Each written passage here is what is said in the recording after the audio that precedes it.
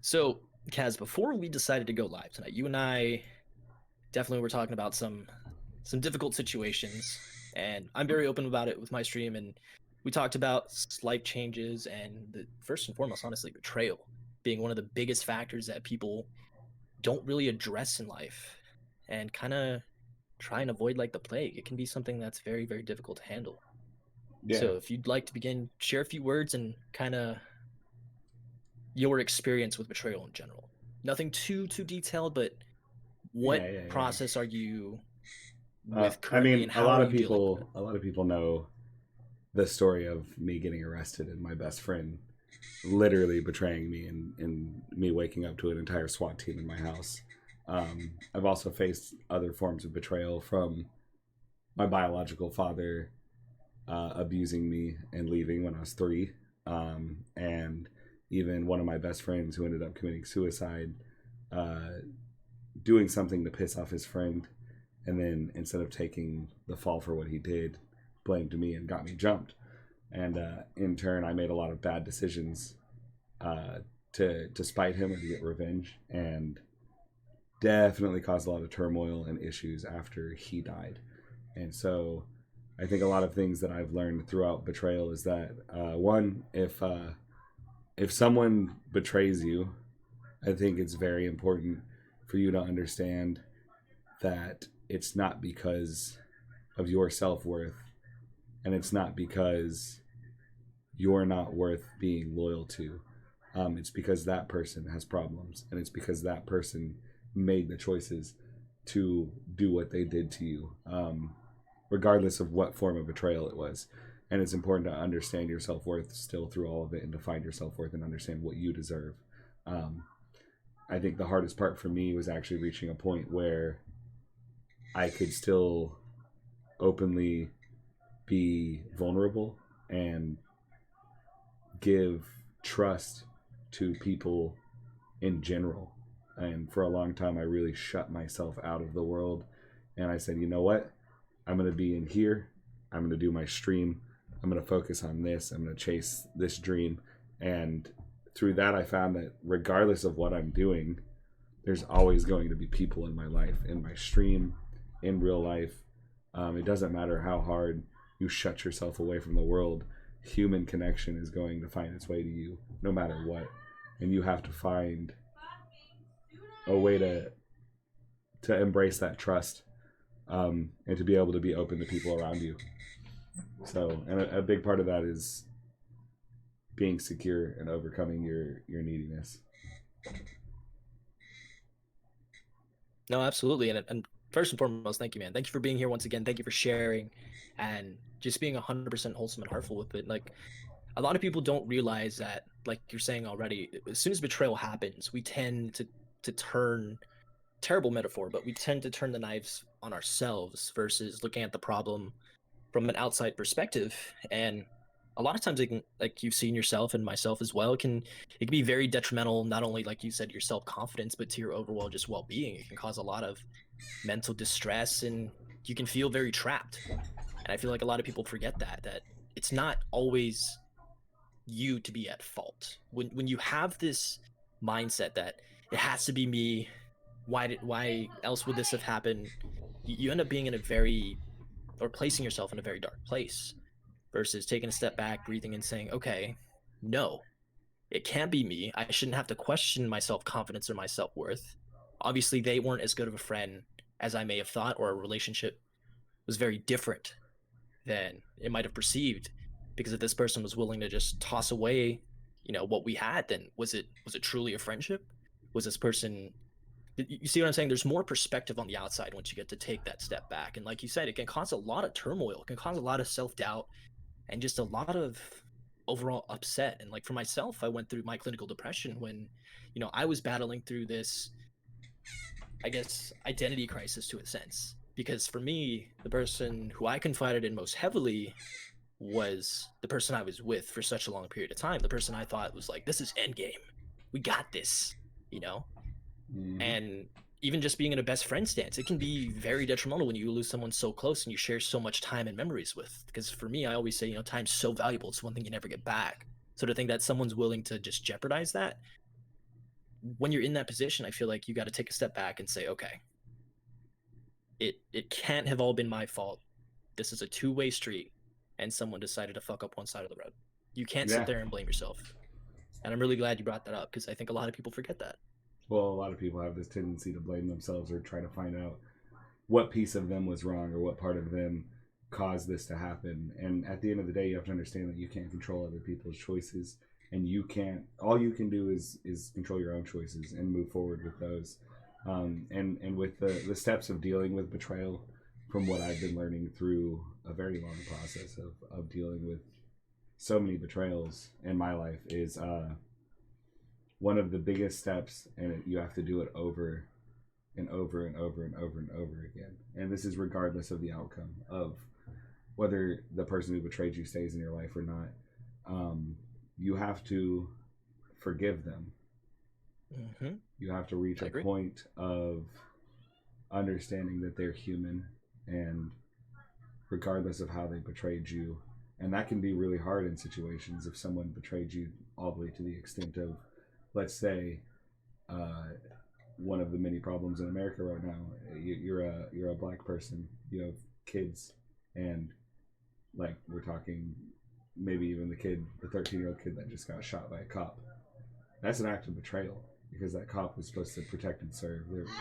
And now these parents are going to be facing grief and this disgusting thing that this person did, and a big part of that grief and overcoming that, moving forward, is going to be the act of forgiveness, the act of understanding that a mistake was made. And that's not to say that you have to like them or care about the person who betrayed you, but to forgive them is only good for you. You don't have Mm-hmm. to tell them you forgive them, but it's only good for you to be able to reach that point Absolutely. and for your mental health. It's a big part of letting go, which is another really big part of it. Is you reach these points where there's a lot of obsessive thinking and a lot of intrusive thoughts. And what it is intrusive is, you have to know, first off, you have to be able to feel what you feel. You have to be able to sit down in your own emotions and take to heart what you feel and completely endure. And as much as it'll hurt, it's important that you feel that pain. Um, Right. but Absolutely. And briefly as well, Dean in chat actually says it's hard not to think it's my fault though. When I've been told I'm wrong like that so much, it's hard to retrain my brain to think for the better.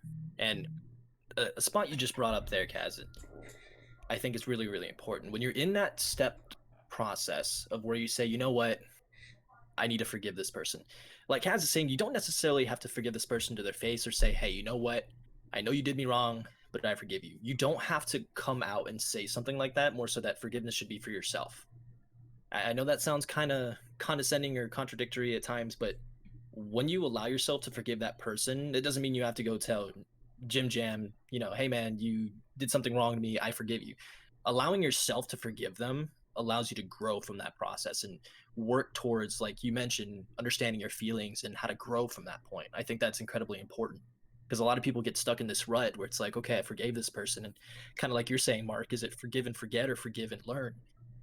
To a degree, it's a little bit of both. And well, in a lot of why I'm ways, you saying also that, have to understand is it's forgive and forgive and forgive and forgive and mm-hmm, forgive, and there is no forget. There is mm-hmm, no. There's never going to be a point where you're going to look back and just have forgotten a betrayal, no matter how big or small. You're going to be like, yeah, that happened.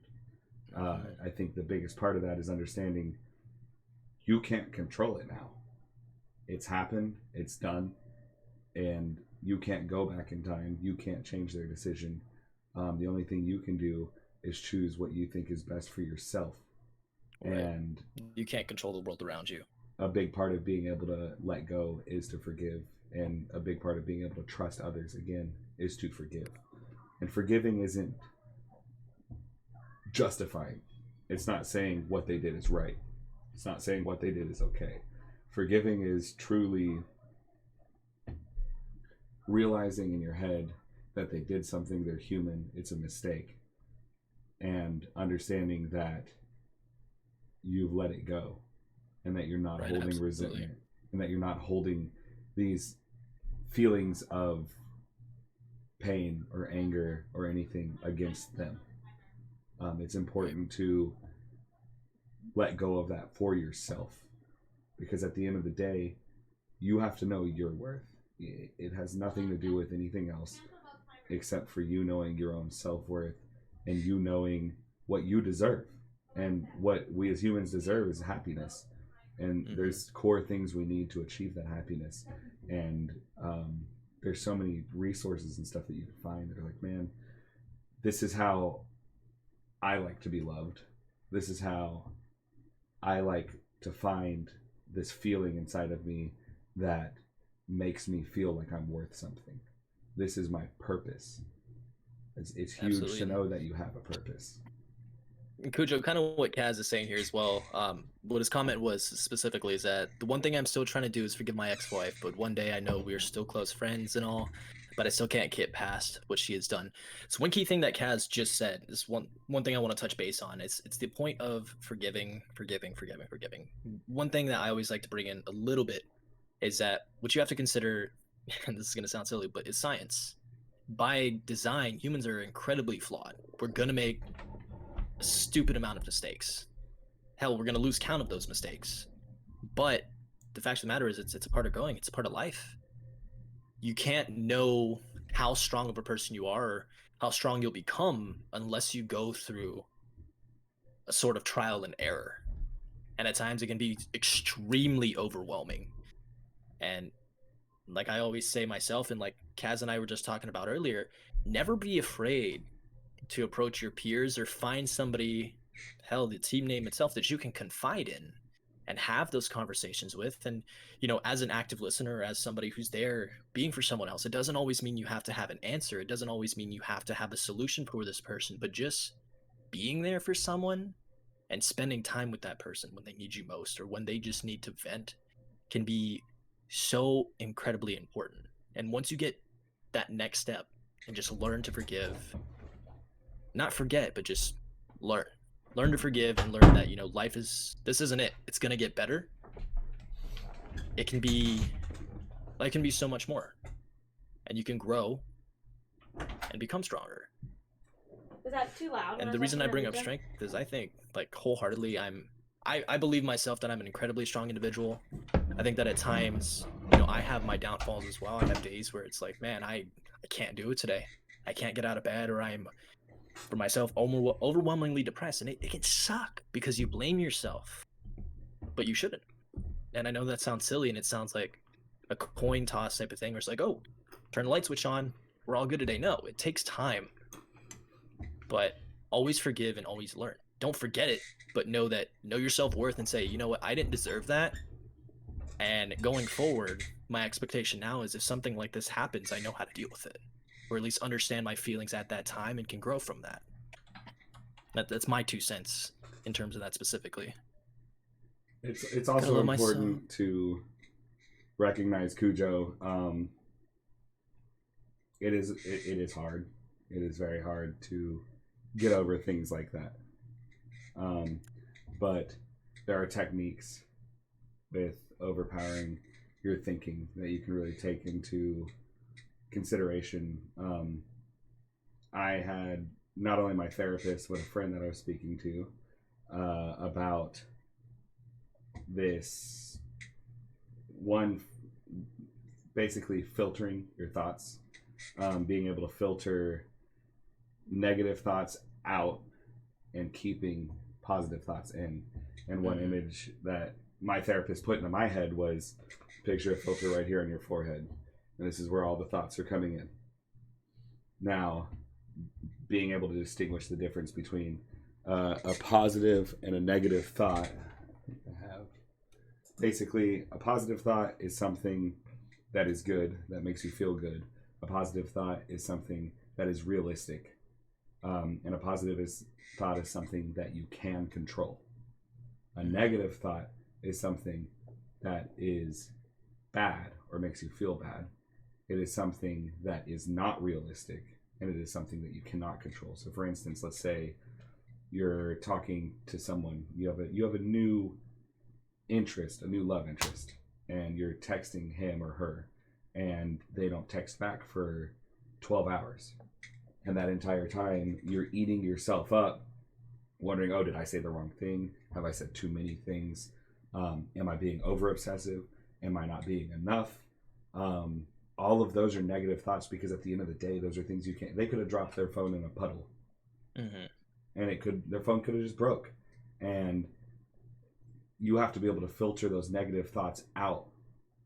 And basically, the big thing about that is, like, you have to understand, one, is it realistic? No, it's not real. This whole feeling of I'm not good enough based on someone else's choice, that's not realistic. This whole feeling of, oh, they're not texting me back, so I'm not worth something. One, it's not realistic. Two, you can't control it. That is not in your control. So those are the thoughts that you want to take and you want to filter out. And so when you're filtering, and this came not only from my therapist, but also my friend. My therapist said, basically, put this image in your head, and whatever that negative thought is, imagine yourself, and you can even verbally tell it, get out of my head. Throw it into space and imagine it going and drifting off into space and disappearing. The image that my friend gave me, which has helped me tremendously with my own thoughts, is imagining these thoughts attached to your brain with strings, and then imagine taking scissors and cutting those strings to detach from those thoughts. And if you really struggle with things like this and none of these things are helping you, I would say the next step is to seek out professional help, and don't be ashamed of that. And one thing too here, I know Dean said he had to step out because this was triggering some PTSD for him, which is a-okay. You know, I appreciate that you were able to comfortably say, hey, I've had enough, I got to take a step back. But his comment directly was, you gotta love myself first before I feel I deserve something, but I can't find something to love myself from yet. Another comment, which I think honestly kind of answers that perspective as well, is from Andrew. He says, happiness is one thing nobody has the power to take from you. Happiness is something yourself who can give and take. Little broken English there, but that's spot on, dude. And that's kind of what Kaz is getting at as well. Don't give someone, and we're going to talk about the dependency and overthinking, especially here in a few moments, but don't feel that happiness is this card that you pass back and forth with someone. If anything you are in control of in your life, it's got to be happiness. Well, and also it's not easy for everyone. Don't reach a point where, especially in a romantic relationship, where you are handing your heart to someone else because it's your heart. It's not theirs, and it's not their responsibility. First of all, it's very selfish to expect someone else to make you feel happy. That is not right. That is not the right move. What is important is that you make yourself feel happy, and they make themselves feel happy. And then two secure people come together, and they're happy together because on their own they were happy before. And then at that point you start to realize that there's this, that's when you're able to find the person that makes you breathe fire. That's when you start to find the person that makes you, what's the word, catalyst. They're your catalyst. They're the ones who really, they take your happiness and they push it forward faster with more momentum. That's what you want in a relationship. And you can date 100 different people before you find that. And don't be afraid to date 100 different people. Don't be afraid to date multiple people at once. Don't be afraid to try to find your happiness in yourself. And then don't be afraid to achieve that feeling of being able to breathe fire for someone, of being able to have a soul connection and being able to achieve your passions together. Because at the end of the day, when you die, do you want to look back and think, man, all of this stuff that I should have done, but I was just afraid? Or do you want to look back and think, I did everything? Absolutely. And, you know, touching base with this is slightly off topic, but still on with the topic of dating. One of the few things that people don't realize about a very, very popular dating app called Tinder, right? I know it's kind of a weird, but essentially it's a very iconic name. And it goes based on the catalyst saying that you're saying here. When you're meeting someone, and why the application was called Tinder to begin with, is that a Tinder is essentially what starts a flame. So when two people come together, you essentially get to learn, and you can date multiple people, absolutely. If you're in a situation where you're like, I'm gonna devote all my time and put all my eggs in one basket, and it doesn't work out, it can be very, very detrimental to someone. So you're not exclusive. Go out, live your life. Find somebody that doesn't make you their secondary choice, and find the person who really, like you're saying, sets that flame, sets that tingle, gets you going. And I think realizing when to step away from a situation, or when something's just not healthy, or when something's toxic, even if you're wanting it to consist or continue, and deep down in your heart that it's not healthy, I think that's so, so important. And the reason I brought that up here is that Cujo actually commented saying the one thing she never knew why I left was because of her, and her house is bear with me here, is hard living there. When we made the good memories and the bad memories, mostly good, but I cannot live where we grew our family.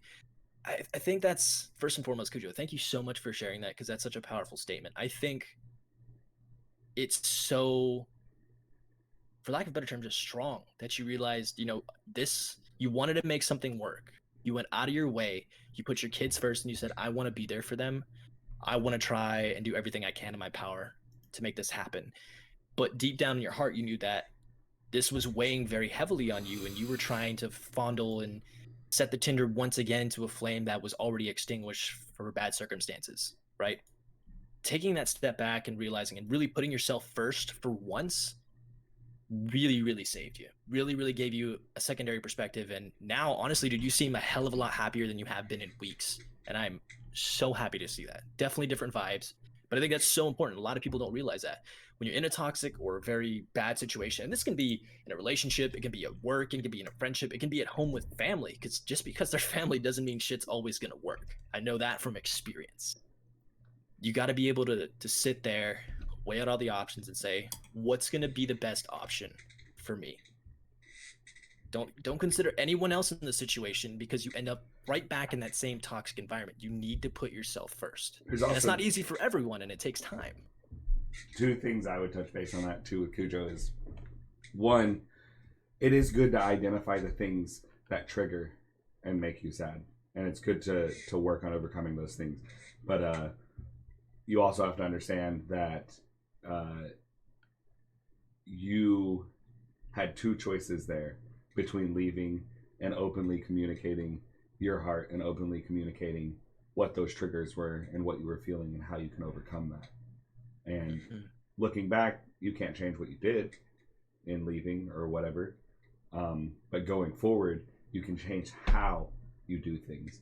And that's Absolutely. me and Mad Michael literally just did a podcast earlier, this, I guess, noon, this evening, whatever you'd call it.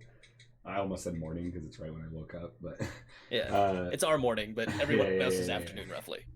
We completely covered nonviolent communication, and that was only part one because it's such a fat subject to be able to communicate openly with other human beings, especially the important human beings, which undoubtedly we can say, and I already know I can say because I've heard your story so many times, Cujo, in so many different ways. Your ex-wife is important to you. Your kids are important to you, regardless of how much she's hurt you. And that need to have that open communication is still there, regardless of a relationship, regardless of anything. Be open, communicate, and that's Absolutely. all you can do. That's all you can do going forward, and find your secureness in yourself, and find like that. You're saying here, Cujo, man. He's saying, I mean, I've been talking with someone for my help with my depression and suicidal thoughts. I know this road is not an overnight thing. It's a long road, and I know giving up is not the way to go. I think that's such a powerful statement. It honestly is.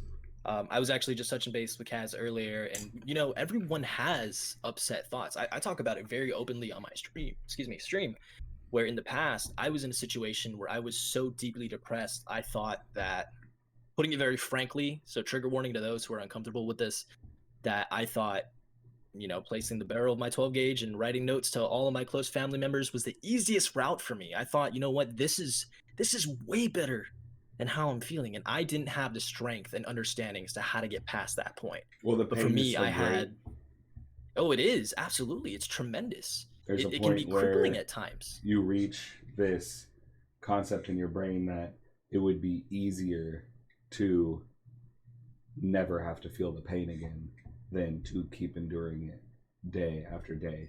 And that's a scary thought. It's a scary thing to think about, but at the end of the day, it wouldn't be easier. It wouldn't be easier for the people that you love, and it definitely you don't know where you're going to go after that, and you don't know that it would be easier. And that's Absolutely. one of those negative thoughts that you can't control. You literally Right. can't. And we talked about this in putting yourself first. In those situations, if you ever feel that you're heading down that road, know that there are so many different places and people you can talk to. Hell, I promote, and hell, all of Confide does, but I promote mental health so much. There are helpful links to professionals, all free of charge that you can talk to, 24-hour helplines, anything you can think of for what you may be going through. We have professional links where you can talk to people. We guarantee that these things were free. There are some professionals that we also highlighted as well, saying if you have insurances, these people can make prescriptions for you through these links as well. I think that's so important to have and to really bring these discussions forward, because in society we're told that, you know, being weak is not okay, that sharing your feelings is not okay, because there's a lot of doubt, really, I think, for an individual. And I think it's super important when you bring these topics up, even if it's just casual conversation or having a conversation with a stranger. No pun intended with the name there, but these talks that we have here, and the reason we're doing this is not for clout or for everyone to learn more about us. We want to be able to connect with our communities and let you guys know we've been through things similar. And just because we're behind a screen, there's so much that goes on in the back end that for us, there's days where it's extremely crippling. We are human too, and by default we're gonna have trial and error, we're gonna have success, and we're gonna have really shitty days. everybody has a struggle and everybody has tragedy. It's important to view that as a journey. It's important to view that as part of the adventure, because the good things wouldn't feel as good if they weren't bad. One thing Mickey said was the main thing I always look for in a partner is, does this person make me want to be a better person for myself, and do I do the same for them? Can we grow together Absolutely. to become greater than the day before? Which is a good point, because that is something, when you're being a partner with someone, showing them love and making them feel important naturally makes them want to be better. And that's what a relationship should be. And so Absolutely. being able to approach someone else, if you're with someone, or if you have a friend, or you're looking into therapy and you feel uncomfortable being able to approach things that you're feeling, or being able to be vulnerable, you may not want that therapist. You may not want to stick in that relationship. You may not even want to keep that friendship. I think that part of loving yourself and part of finding truth and true happiness within yourself is just that, is being able to find people around you that treat you the way you deserve to be treated, and also being able to treat people the way that they deserve to be treated. So Absolutely. Two quick comments here. I've got one from Anna that says, when I spiral, it's a negative vortex and the only direction is down. I had to learn extreme self-love and to save myself from falling off the edge. And we have one from Lindsay as well. I struggled so hard with my depression, and I was in that situation a couple weeks ago, but talking with my therapist about it, about how I feel, has made me feel a lot better. Absolutely. And I think that's so important. Having that understanding that even if it's not professional, if you just need to sit in a room alone, if that's your way to vent and have your time, take that time. I think having time for yourself is so fucking important. And in relationships as well, I'm a very big promoter of what I define as gray space. Gray space is a very common terminology these days. If you're in a situation where you just need you time, talk to your significant other, or even talk to your friends and say, hey, right now is gray space. And what I mean by that is, it's a very respectful way that your significant other should know, right now I need me time. It's not you. I'm not saying, you know, whatever we're going through right now isn't important, but I need time for myself to process and understand how I'm feeling and how to cope with these feelings in whatever way that may be. And my gray space, obviously being a streamer, is video games. Sometimes I play games alone. I don't want to play with friends sometimes, and I'm terrible at games like Call of Duty as an example, but I have days where I'm hanging out with Drew and I'm like, dude, I'm having a day where I just want to sit down and I want to shoot shit. I need to be destructive in a very semi-positive way. I need to just sit there and relax. And I think that's so important. People don't understand how important having gray space or time to yourself is. I think it's super critical. I think it's also important to understand the two different types of gray space, because there is the type that Raz just said, which is video games and stuff like that. What that is it's a distraction. It's a takeaway from having to feel those things for a moment, and it is good to have that release. But there's another type of gray space, and you find that through any form of art that exists within you, whether it be writing your words down, coloring, painting, expressing yourself through dance or music. The art of self-expression when you're on your own is very important, and the art of meditation, the art of really anything that can help you develop a love deeper for yourself. And that's something that video games don't really bring me, because I love to play video games on and off stream. But for me, when I play video games, a lot of the times it's an escape, and it's an act of escapism. It's an act of getting the fuck away from whatever I'm thinking about. But when I just being able to take a step back, can take my guitar or my piano or a pen and literally just have a journal and write down the intricate words and thoughts and feelings that I'm feeling, it helps me so much to be able to put that out there. And it also helps me so much to be able to share what I create with others, and also helps me to understand myself more. And so it's important to understand that, like, you time can mean so many different things. It can mean going out and wind sprinting until you literally can't breathe. It can mean going out to a lake and just sitting by the water for hours, just looking at the water. It can literally mean anything. It can also mean, because it doesn't have to be alone. It can be with an animal. You can take your dog on a walk and literally just have your time with your dog, and that can be gray space. And for those of you, because for me, I have a very deep fear of being alone. I have a very deep fear of being able to approach that gray space. I'm afraid of what I'll find, and I'm afraid of what it will be in the end. But I think that in order to overcome that loneliness, you can utilize a pet. You can utilize animals in so many ways, and they understand what you're going through. They feel your energies, and absolutely they cling to you for a reason. And so for those of you out there that do struggle with that idea of being alone, you still have to acknowledge the importance of taking time to yourself, which I have not done in a long time, just being out by myself. And so that's actually one of my big goals, because you have to overcome your neediness, and that's one of my biggest things, is my neediness to not be alone, my neediness to have people around me constantly, to feel comfortable. I need to get to a point where I can feel comfortable just being me on my own. So. And I'm glad you brought that up. So Cujo actually stated something similar here in his comment, saying, like, a year ago I thought about finding another relationship was going to make me happy, but it didn't. But I know that self-healing is the best way to go right now. That's spot on. That's almost verbatim from what Kaz said here. For a lot of people, they feel that, and I'm glad as well that you brought up the artistic pattern of gray space as well. Thank you for that. I'm about as artistic as oatmeal, so it's not very exciting. I can draw stick figures all day long and write a bunch of ling words on a piece of paper. That's about it. I'm not a very creative person, so when you're finding your gray space, it doesn't have to be black and white. There's not two sides of the spectrum. Find what makes you most comfortable and helps you de-stress and unwind, and give it a shot.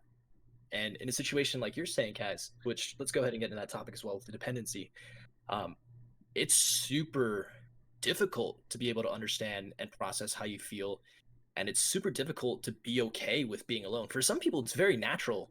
Like for myself, I ask Gracie all the time, do you think I'm a clingy person? Do you think I'm a dependent person? And it's not so much that I'm seeking validation, but I want to give myself the ability to have an outside look and take a step back.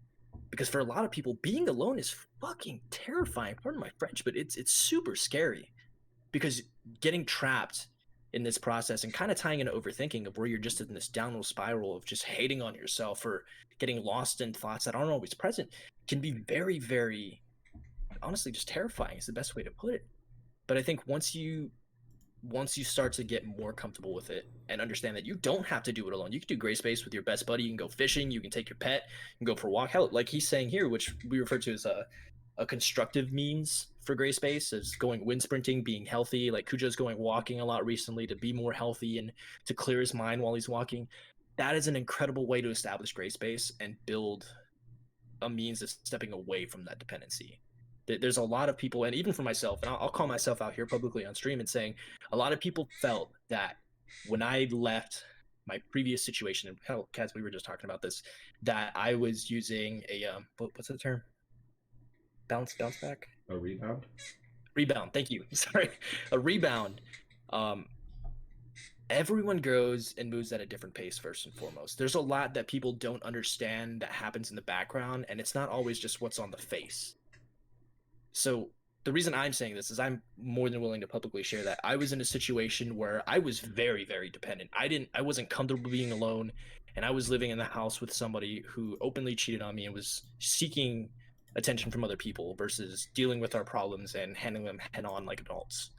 And I was, for whatever reason, I was okay with that at the time. And I finally understood my self-worth, and I said, you know what? No, I'm not going to sit here and seek validation from somebody who doesn't deserve my time or value my time. Because like I always say, we don't get that time back. So why am I going to put myself in this toxic environment?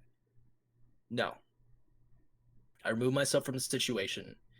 I got the hell out of Dodge, meaning I left town. I literally packed a bag after my stream. I announced that I was going to be gone for a week. Took a hiatus, did not touch a computer to stream, and just took a 13-hour drive to find myself and really think about everything while I was going through. Yes, it was on the way to see her, but I had so much time to sit there and think and really understand how I was feeling.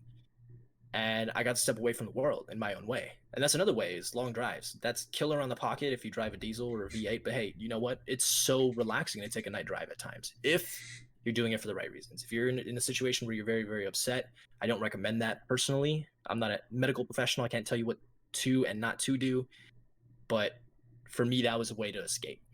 And I feel like that's super important. And just with dependency in general, I think a lot of people get caught up and wanting, for me, I think it's honestly validation, because that's for me personally what it is. I find myself consistently seeking validation. I talk about it in streams all the time. I'm always asking people, hey, what do you guys think? What do you think about this? What do you think about that? When clearly everyone always says, dude, it's your stream. Do whatever you want to do. It's your life. Whatever you want to do, grab it by the cojones, grab it by the nuts, and just go out there and do it. And it's not that easy for everyone. Hell, I'm learning every single day. So I'm not going to sit here and paint a perfect picture and say that life's fine and dandy, everything's good, everything's easy. No, it's not. It really isn't. And, you know, Kaz, you had more to say on dependency when you and I were chatting. Definitely want you to bring that up here as well. I think touching base on that too, though, understanding, because you said you need affirmation. That's one of the 5 love languages, and it is important to identify your love languages. Most pretty much all people have 2 main ones out of the 5, and to know and those can change over time. This year or this season, you can feel like these are your love languages. Halloween can come and your love languages can change solely because of the environment around you. And to be able to communicate that to others around you is huge, to be able to give them the ability to love you the way you need to be loved. And what I'm picking up and have always kind of known about you is words of affirmation is definitely a big one for you. And what makes you feel loved and what makes you feel important and makes you feel like you're worth something is being told, like, hey, I'm proud of you. Hey, oh, absolutely. I appreciate you. I love what you achieve. And just the things that the good things, the positive, being able to hear them and actually be told is so important. And it's actually one of mine. I thrive off of physical touch and words of affirmation. And I really thrive off of people to give me words of support, but also to, you know, like if I'm upset or something that makes me feel happy is when I'm approached and let's say I come up on, even if it's one of my guy friends, if they come up and literally give me a hug, it makes me feel happy and like I'm important. That's that physical touch aspect. And a lot of people don't have that love language. A lot of people are like, they want a gift or an act of service, or they want, and the problem is, and this is the common stemming problem between a lot of people, is maybe I have these two, and so that's how I usually show my love, but your love languages aren't those two as your primary. So Right. if I give you a hug, it's not going to make you feel as loved as maybe getting a gift. And Mm-hmm. so it's important to be able to communicate our needs and also help others communicate their needs, so that even as friends, family members, whatever it may be, you can be able to show that to each other and give that appreciation and that love and help you feel important. And a lot of things with the dependency is sometimes we go in expecting them to know that that's how you love someone. Mm-hmm.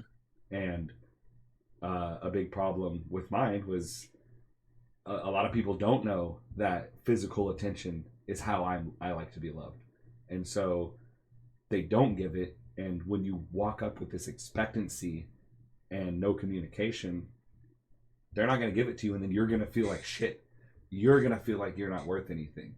Words of affirmation is a big one, because someone doesn't have to come up to you and say that you're absolutely amazing. And so, a lot of times it's not going to happen. You can't expect it to happen. But if you can learn to have that open communication, be like, hey, this is what makes me feel valid. This is what makes me feel important. It's really good to be able to approach that and to allow others in that aspect of your life. So when it comes to the dependency, though, you can't expect things. You cannot walk up and expect someone else to give you what you think you deserve. Absolutely. It And I won't think happen. the key point you said there, man, and honestly, is it's just communication. Because being completely honest, I was very, and I don't mean this in a negative way when I say this word, but ignorant at the time. I was very unfamiliar with love language and how that works and how important it can be, not only to oneself and not just speaking romantically relationships, but Igor, thank you friendships, so much for the having raid, those dude, and thank you conversations for with the other people. I 2,000 think it's so stars. important to be able to identify that and to be able to tell whoever maybe you're spending time with that, hey, this is what works for me. This is what makes me feel like me. This brings me back to center. I think that's super important because, like, you notice, and like a lot of people do as well, being able or hearing the words of saying, like, hey, man, what you're doing is killer, or, you're really out there, you're following your dreams. I admire that. Whatever the situation may be, when someone's like, you make me smile when I get to see these dreams, or you make me feel like I'm a better person just by saying or doing this.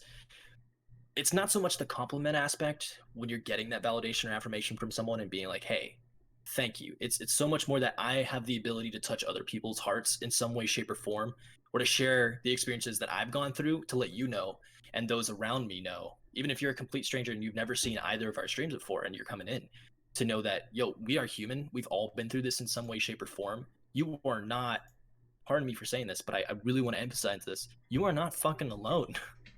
And that can be so. I felt this for so long. I felt that nobody could understand the way that I was feeling.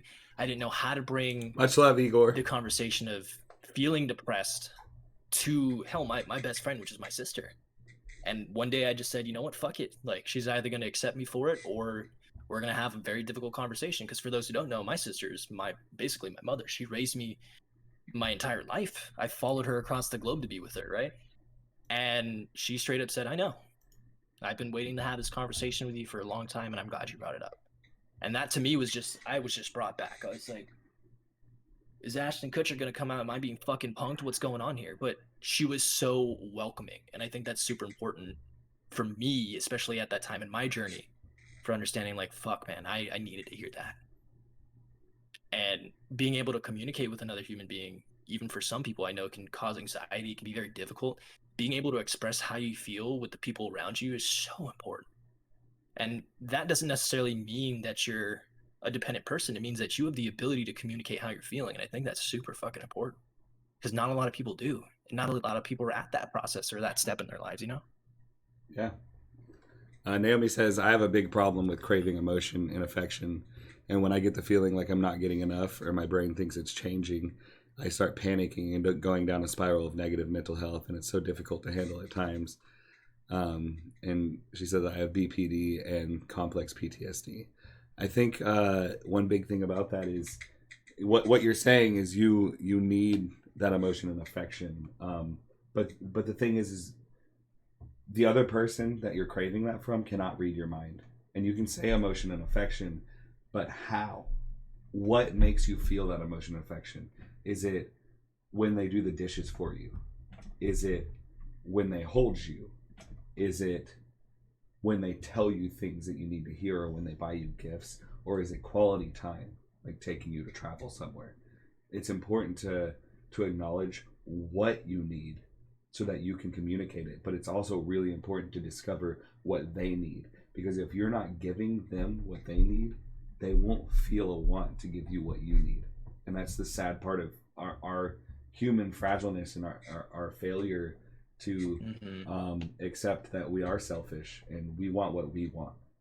And we don't think that we owe someone else to get what we want. But at the end of the day, it's just as important for you to show the love that they need as it is for them to show the love that you need, whether it be a friend, a lover, family member, it doesn't matter. And so, because I can't walk up and then say, wow, I really need Raz to talk good about me, and then never say a damn thing about him, because full knowing that that's one of his languages. Even though we're just friends, it's still important that I show him that care and affection and that love, and that he shows me, because that's how you acknowledge each other's worth as humans. And it's crazy because you don't think about it, but like, I've lost a friend to suicide, and you don't know how much you would have changed how you treated someone until you dealt with that. And just understand that tomorrow could be the last day you ever see the person that you're thinking about right now. And you should really take that to heart, and you should really approach that from an angle of love and understanding that you can't be selfish. You have to show them, and you have to communicate with them, and you have to speak on not only your own needs but their needs, because it's so important for them to feel self-worth and for you to feel self-worth. And that's not to say that the only way I can feel happy is if this person gives me this, because the other part of that, and the biggest part of that, is, let's say that your love languages are, like for me, physical and words of affirmation. That means that I have to have an obligation to love myself. And guess how I have to do that? Physical and words of affirmation. I need to talk good to myself. I need to take hot baths, or go get a massage, or exercise. Otherwise, I'm not loving myself. And that's so huge for you to understand your own needs, but also for you to understand the needs of those around you and how to approach those things. And the thing is it's, for some people, it's really hard to, like, let's say your love language is not getting gifts. Let's say that. And the person that you're trying to impress, or you're trying to really woo or bring that relationship up, whether it be a friend or a love interest or even a family member or whatever, and you don't know how to buy a gift for them because gift giving wasn't your thing. Well, there are so many resources and available options to figure that out, and you can have fun doing it, and you can make it in the style of yours. So, like, let's say I wanted to buy Raz a gift, and I'm like, damn, I don't know what to get Raz. I don't know what he likes and everything, but my love language is is physical. So I buy Raz a fucking day at the spa. Oh, that sounds amazing. He's not gonna hate it.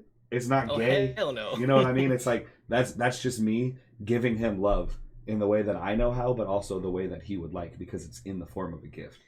And so it's things that at the end of the day, what you want to do, and this was literally earlier today, a big thing that we talked about in the communication podcast was, basically, I was watching this Instagram post that Will Smith posted, and obviously he's been through a lot of shit. Everyone knows a lot of the shit he's been through.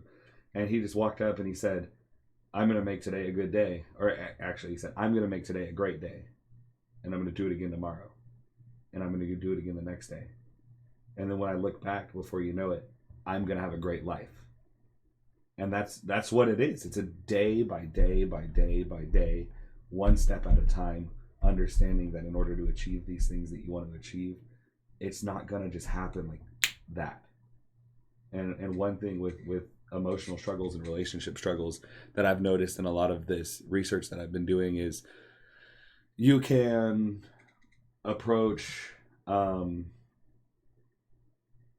someone trying to leave, or maybe someone doesn't feel like they love you, and they tell you that. You can approach that from a perspective of two things. You can give up on yourself, you can give up on them, or you can fight. And the proper way to fight is not to angle yourself to make them need you or manipulate them into needing you, but instead to just show them that you love them in the way that they need to feel it. And in a lot of those relationships, what happens is your partner or whoever it may be will start to notice, like, you're doing this. Why are you doing this? I didn't do anything. Why are you doing this? What's going on? And you give it 40 days, and before you know it, they're trying to figure out what they can do for you. They're not even worried about the other part of it, because you've been so busy loving them, and they feel so loved and important, and their love tank is full, that you reach this point where now they want to fill yours because they want to, not because they feel like they owe you or because it's an obligation or work, but they actually have this desire to want to give you that because you've been giving them so much. And I think that it's so important to understand how to keep each other full as human beings, and also while keeping ourselves full on our own. And I'm glad you brought that up briefly as well. So 2 comments I want to address here. So Jinx says, I don't really share much. I know I should, but something won't let me. And then secondly, Jesus came out and said, heck, most of the time I try and voice my feeling. People think it's a joke because I hide my emotions as jokes, which would be my fault. So I'm glad you brought those up, and kind of, I want to go on an opposite end of the spectrum as well from what Cass had to say there. So first I'm going to go ahead and address Jinx by saying, dude, it's 100% okay to not feel 100% okay sharing your feelings right out the gate. Not everybody can speak that freely, and like you were, and thank you for sharing that as well, saying you have some trust issues, you know, you don't like to be judged. I completely understand that spectrum, and that is something that's so powerful. It can be detrimental, like I say as well, and I hate to throw that word around so much, but it can weigh very heavily on you. I think when you're in a situation where you're not comfortable sharing, take baby steps. If you're having a bad day, you can use systems like just saying, hey, it's rough today. Or like I tell my family, if I'm having a particularly strong day where my depression's kicking in, I just straight up say, hey, today's not a good day. And they're not going to say, what do you mean it's not a good day? Or, hey, what do you mean? You need to do this, this, and this. They say, okay, take it easy, take a break. Not everyone's going to have a situation that's like that, so I'm not going to sit here and paint a pretty picture for you again. But in my own way, without confronting and having 20 questions and somebody trying to ask every single inch about why I'm feeling the way, because I don't know how I'm feeling. It can be random. I'm saying, and coming up front and saying today's not a good day, I'm not saying that to hurt their feelings or to feel triggered. I'm just letting them know I have to understand the way that I'm feeling today. I need to process how I'm feeling, and when I feel safe and comfortable, I will come and bring it to the table and say, this is what's going on, if I understand how I'm feeling. Some days I just want to stay in bed and sleep all day, and that's okay. It's 100% okay to feel that way. I hate when people say, well, you're just in bed all day, or you're just upset, you just need to get over it. No, that is such a shitty thing to do, and that's such a common normality with society when it comes to dealing with depression or somebody who's upset or somebody who's having a rough time. Like, oh, it's you're just upset because of A, B, and C. You don't need somebody to have that negativity or have that negative influence in your life. Like, take your time for yourself. Like Kaz is saying, take a day, a spa day, or whatever you identify yourself with your love language. Empower that. And the opposite end of the spectrum here, I want to go with Jesus's comment, because I'm the exact same way. I tell people all the time that I can be very witty. A lot of my friends know that I can be kind of an asshole, not to the aspect of where I'm genuinely a jerk or somebody who's rude, but my defense mechanism as I was growing up, because I grew up relatively rough. In my opinion, a lot of people have had a lot worse hand, and I'm not going to sit here and romanticize how I grew up or say that it was harder than yours. No, that's not what I'm here to do.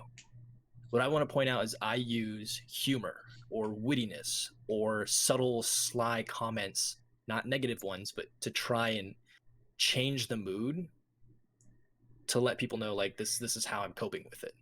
I try and be funny. I'm the weird guy, and I don't say this to be funny. When I legitimately have to go to a funeral, I will cover my mouth because I end up smiling, because I don't know how to understand the way that the room is feeling and understand how I'm supposed to feel in the situation, because that's how I cope with it. I say shitty things, I do shitty things from a social aspect because that's how I cope. And it's 100% okay to be that jokester, but know that you can let your guard down from time to time when you feel ready and when you're with the right environment and the right person, and freely talk about those feelings if you feel comfortable. And I think that's the biggest thing, is feeling comfortable in those situations. Having betrayal in the past, having all that excess, once you have the ability to forgive yourself and understand that as well, and saying, hey, not every single person is going to sit here and walk right out that door and leave my life. And if they do, dude, there was a reason for that. You can try and revisit that if you feel in your heart that that's the right move. But if deep down you know you just need to work on yourself and say, like, hey, I need some time for me to grow, then take it. And I know that it's kind of jumbled up in my thoughts there, and I apologize for that. But these are two things that hit home for me 1000%. Yeah. Because I've had so many situations where it's like I confide or pour my heart into something, and somebody just walks out the door like, I don't feel like listening to this. Yeah. Now I've come to understand now that that's a normal thing. I And think if that's what happens, and those people weren't that important, simply put. It also has a lot to do with this, especially with Jinx. I feel like there are times he wants to bring it out and he wants to talk about it, but he feels like he's going to ruin something around him, or that the mood's going to be brought down. And one thing that I've learned through what I've been going through is that, one, you have to feel your struggle.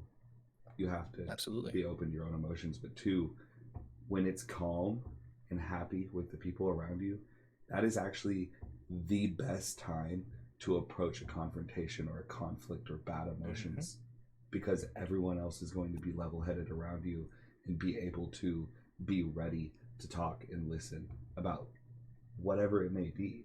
And as Raz said, baby steps. Everyone has so many problems. It's okay to just talk about one.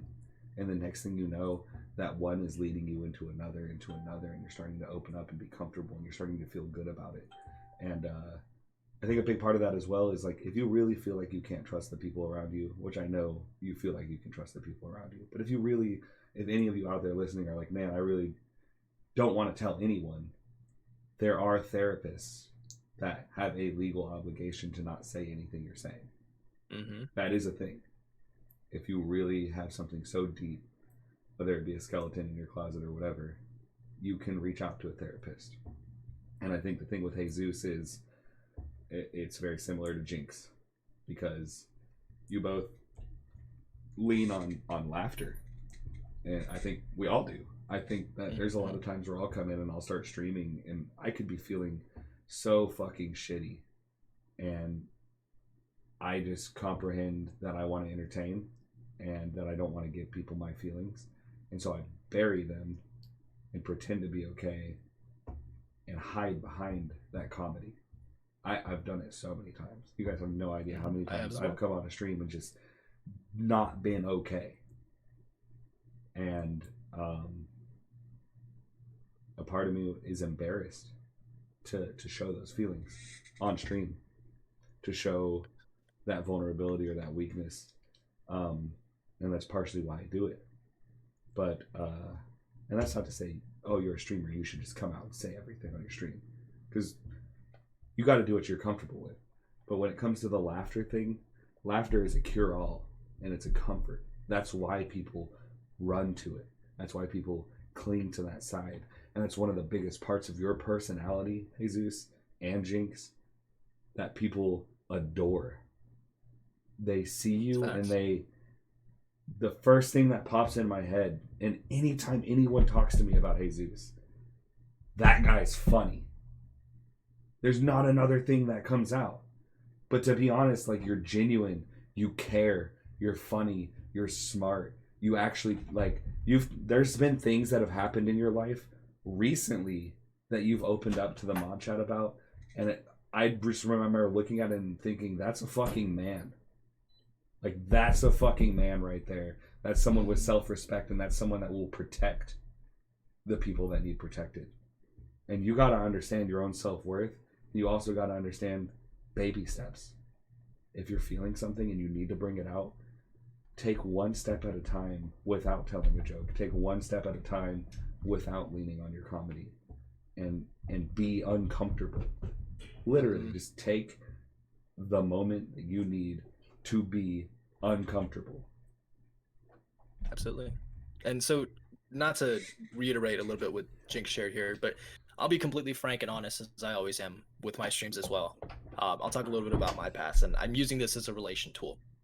So, for myself, I grew up with a father who's a functioning alcoholic who was incredibly abusive, and I learned to drive when I was 11 because I had to pick him up from a bar on a regular basis because he was drunk.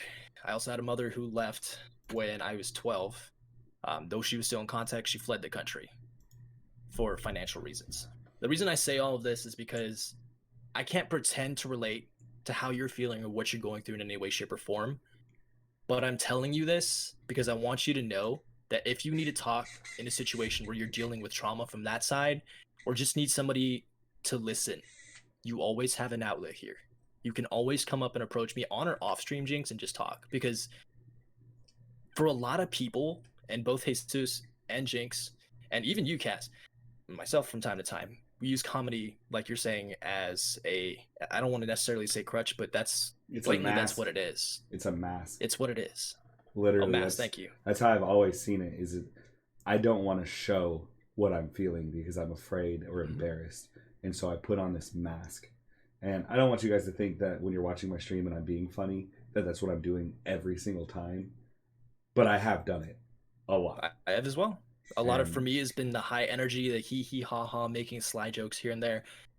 It's a way for us to be able to entertain and not have to deal, at least for me, to deal with my problems on screen. But that's why I really value sessions like we're having right now, because we're brutally honest. Well, there's two really big things to it too. Is one, it's our job to entertain. People won't stay. People won't watch if we're not entertaining, and it's not very entertaining to watch someone break down every single stream. It's rough. It is. It's also a matter of, and this is really big on me. This is something that I've been talking about, and they've just been really they just keep putting it in front of me. That as streamers, we tend to neglect ourselves and our own needs because we want to be here for our community. We want to be here for you guys.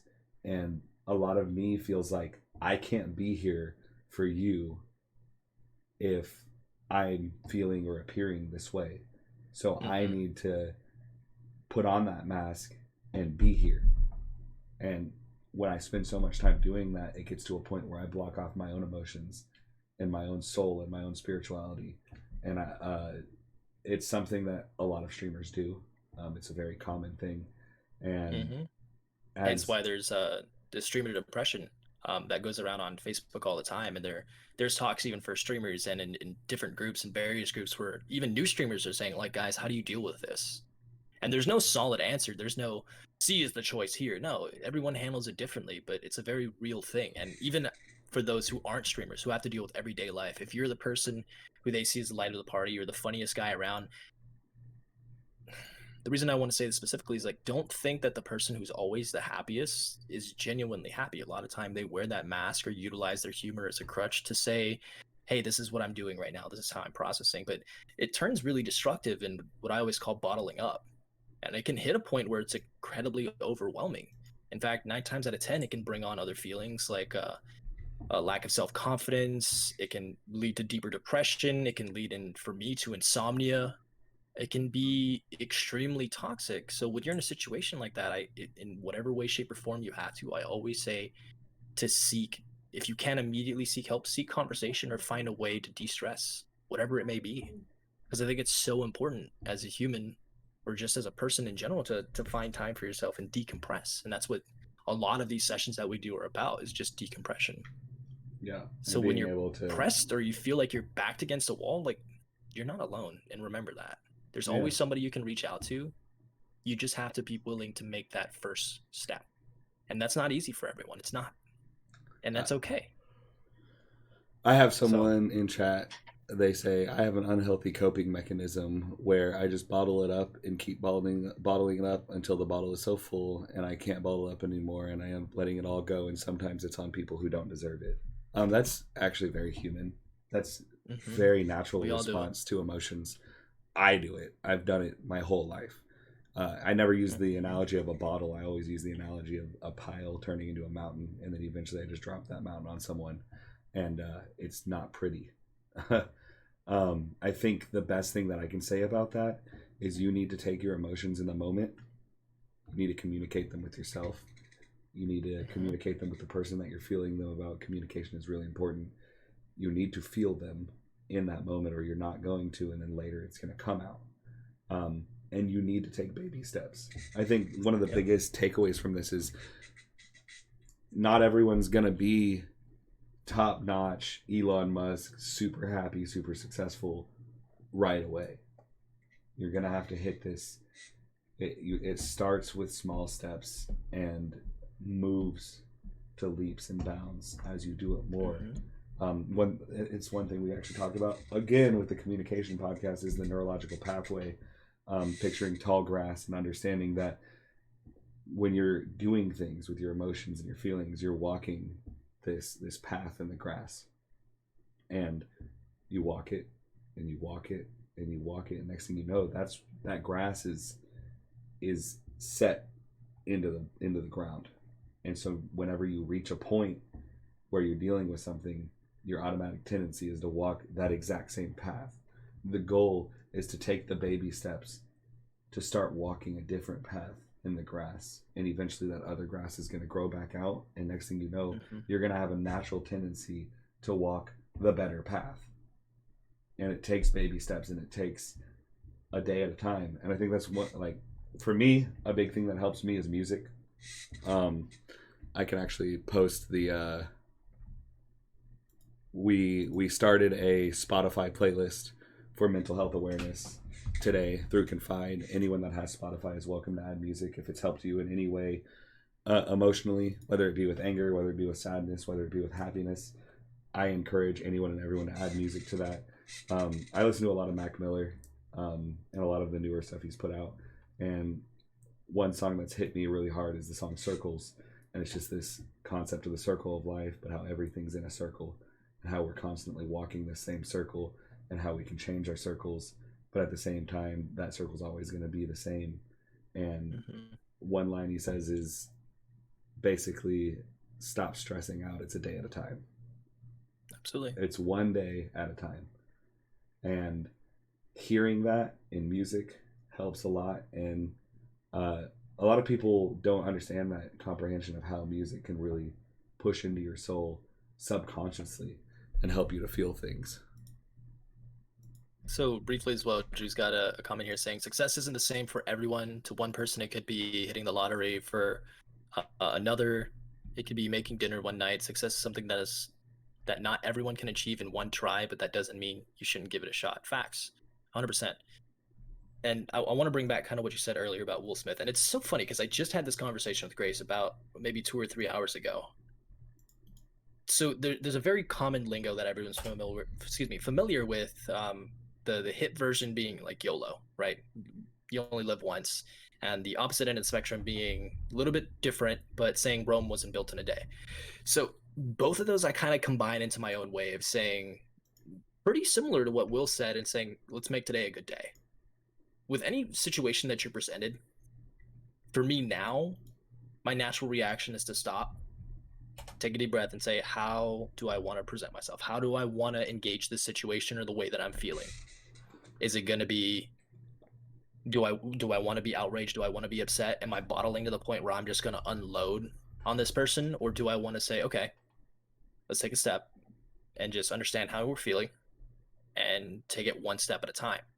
There's no reason that you have to go into a full-on wind sprint when having these conversations with people or dealing with your emotions.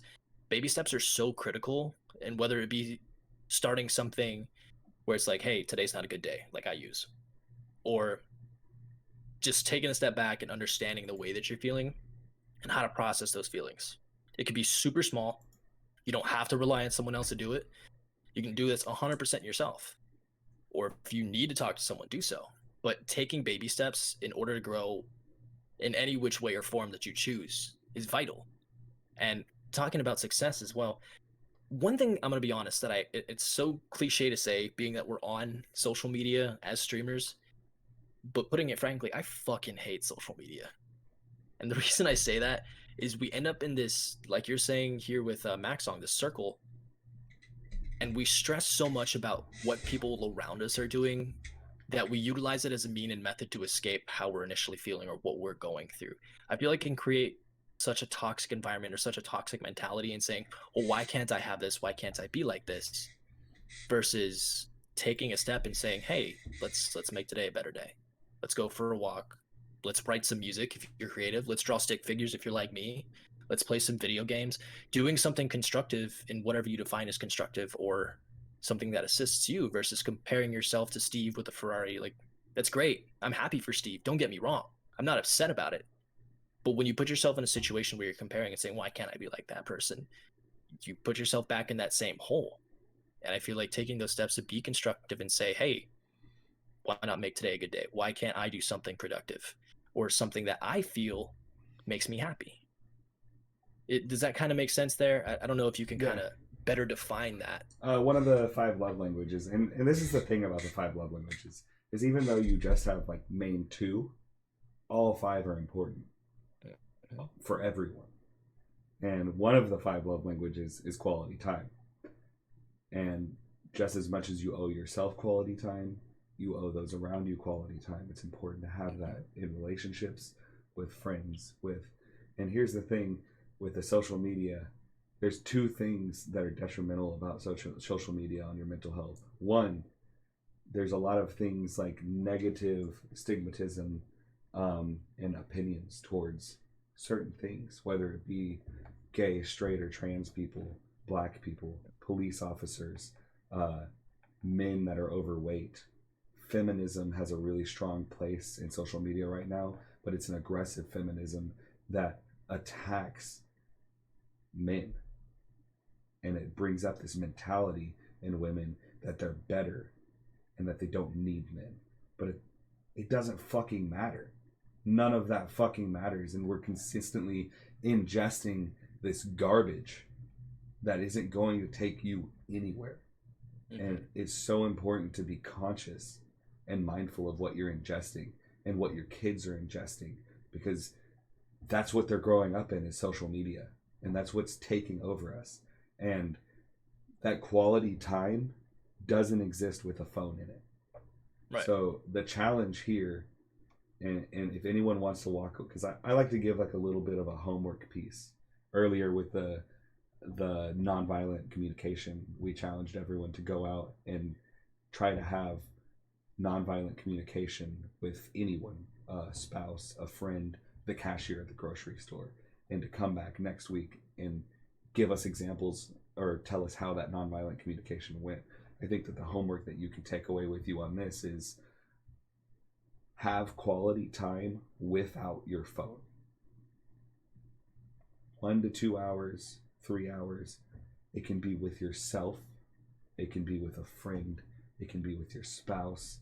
It can be with anyone, but that quality time. And like one thing that was so funny about this whole couples thing, going through marital struggles and everything that I've been studying about relationships, because I'm a studier. When I need to know something, I research.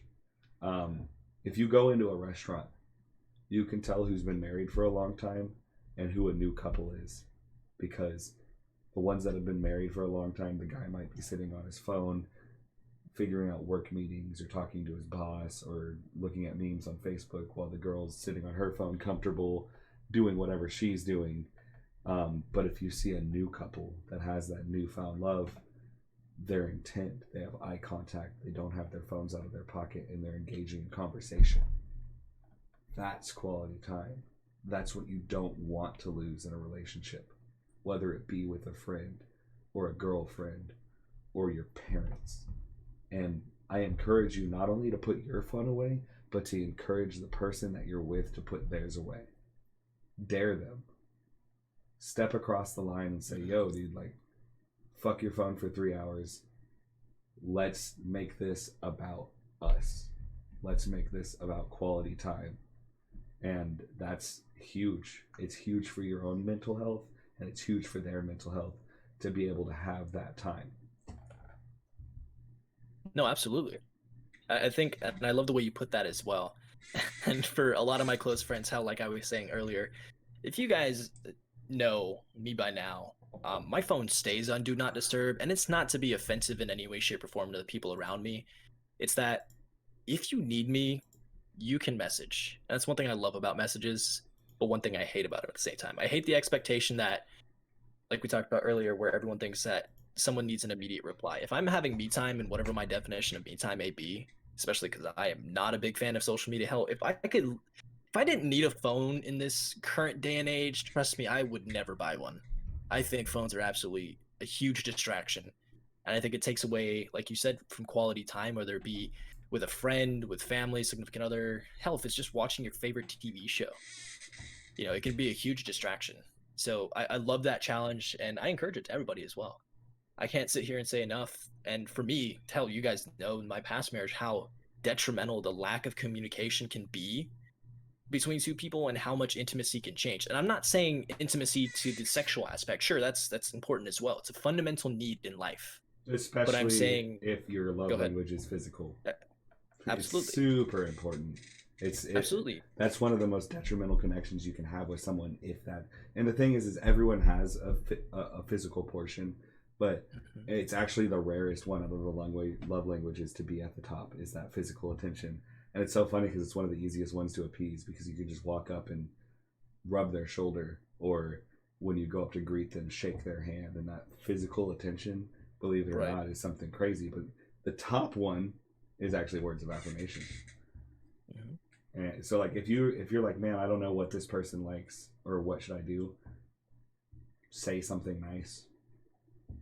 There's a huge chance that you're gonna hit that funny bone, that emotional connection that they needed that day. No, absolutely. I just interrupted the fuck out of you. I'm sorry. No, you're good, buddy. You're good.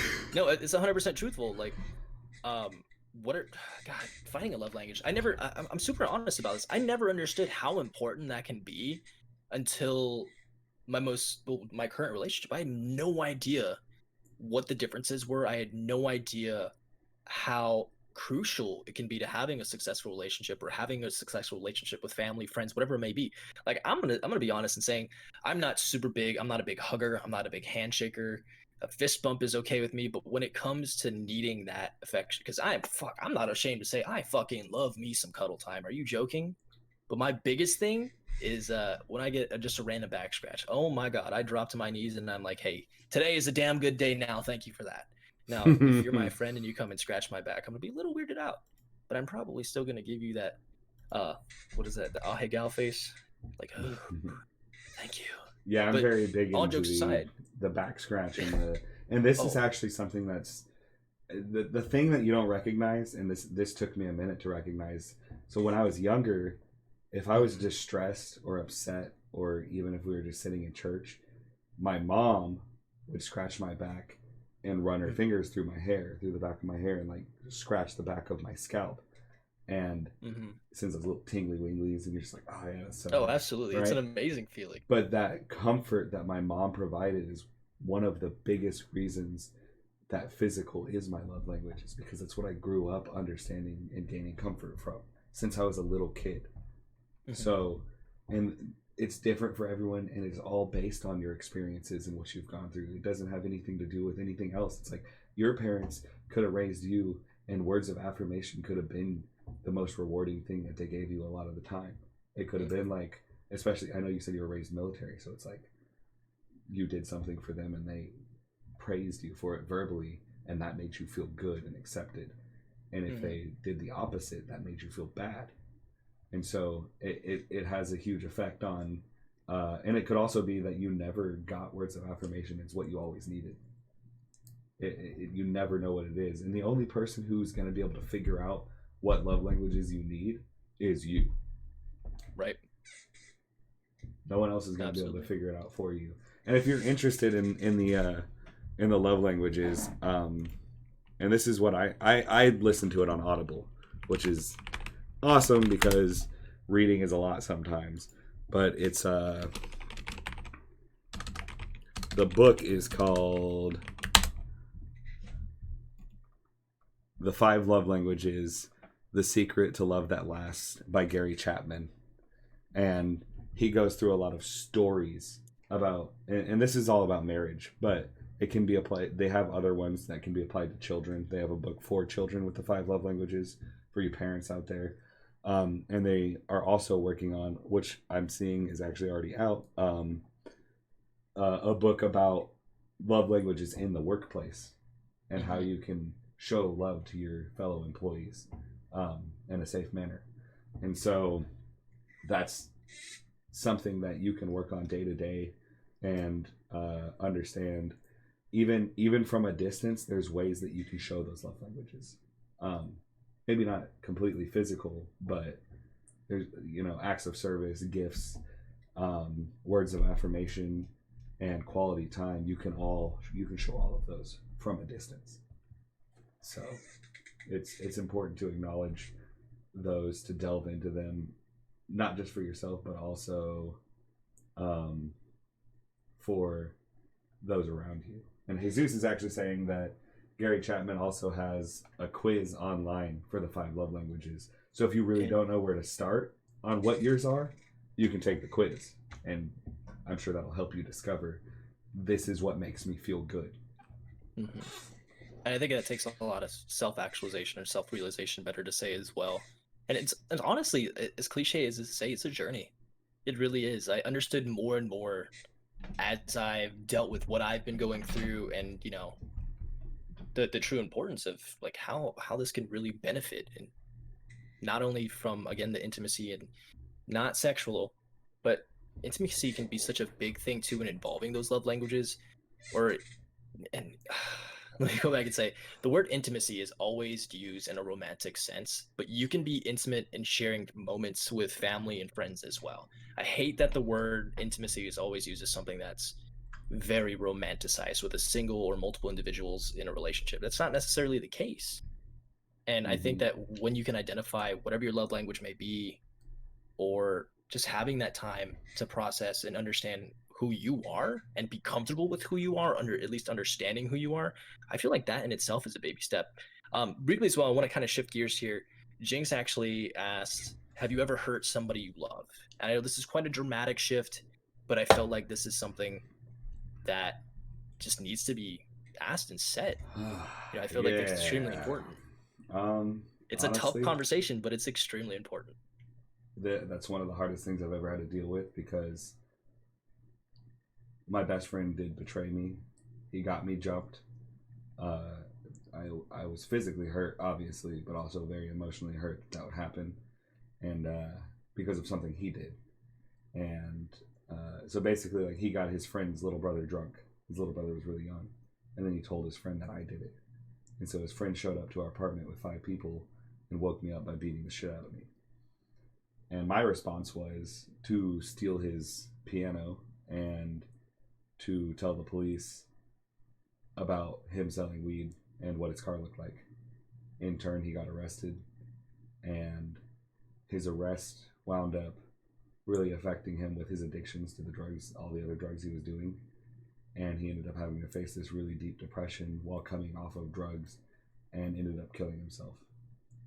And there was a very large amount of time where there were people that wanted to hurt me, there were people that wanted me dead, and there were people that just 100% blamed me for his death. And for me, it was really hard, because I did spend a lot of time blaming myself, and I did spend a lot of time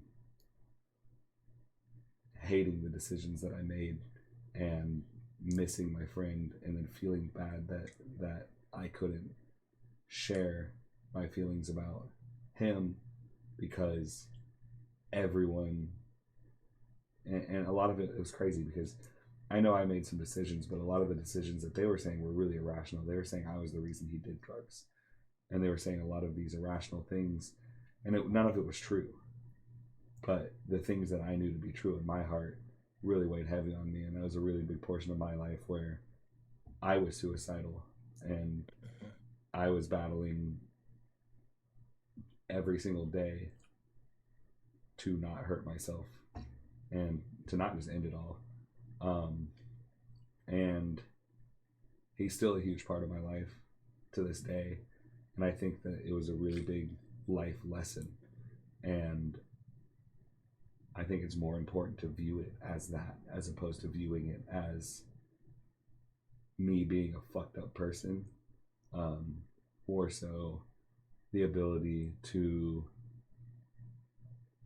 view what I can be and what I can become through this lesson, and to help other people overcome the decision that he made that night, to help other people not commit suicide.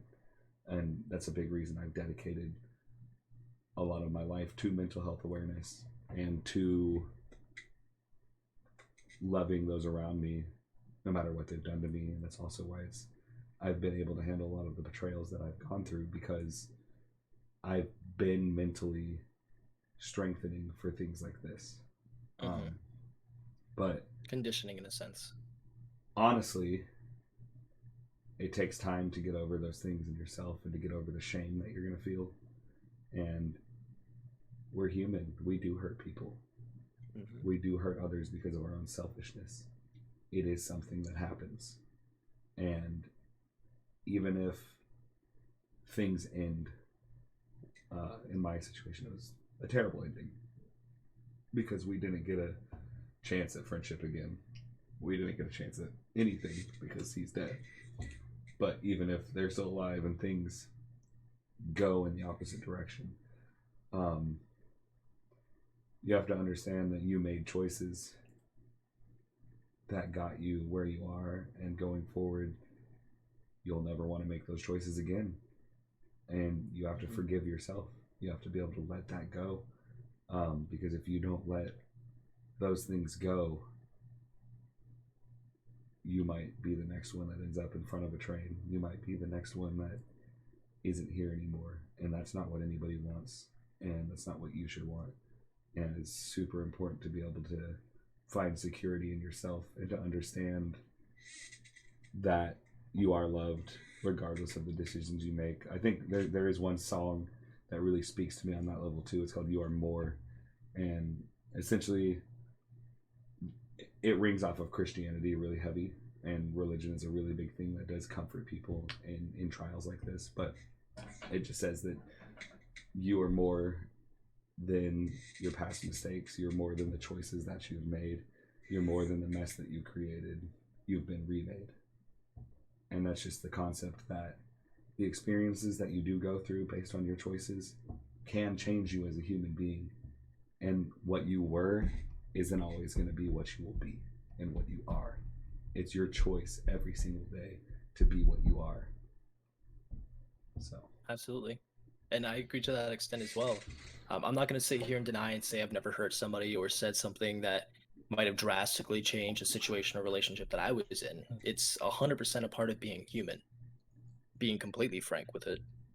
And, at times we don't always mean to be hurtful to others. And I think that's also important to acknowledge as well. I'm somebody who reads very heavily into little things and values little things in life. Again, a lot of that comes from the positive affirmation, excuse me.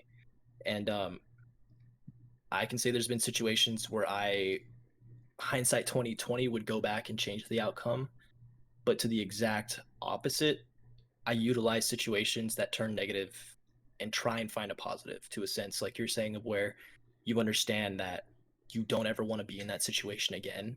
You don't want to say those hurtful things or create an outcome where you didn't have that second chance or that second opportunity to grow from the situation. I think whenever you're faced, and this is with everything, even in my life to this day, when I'm faced with something that's incredibly negative or something where I felt that I was going through my own mental trial of saying, the 20 questions, why did I have to do that? Could the outcome have been different? I shouldn't have done that. I try and put other people's feelings before myself in situations that, after they've happened and they become negative occurrences, it tore me down. So now I look at every situation as a positive and saying, that, for lack of a better term, pardon my French, that situation fucking sucked. But now I know going forward, if I'm ever presented with a similar situation, I know now what I should feel. I know now how I would handle that. And I know now where I can be if I take the steps that I felt were more positive during that time. If that kind of makes sense. Hindsight 2020 essentially. You look back, you can't change what happened in the past, but you can definitely take control of what happens in your future. And no one else, fucking no one can take that control from you. And I think that's so important to say as well. Uh, Speaking about grace, I actually don't know which portion I came up with specifically, Matt. So I apologize. But yeah, hierarchy of needs, absolutely. Jinx is asking here if you could tell your younger self some advice, what would it be? That's a great question.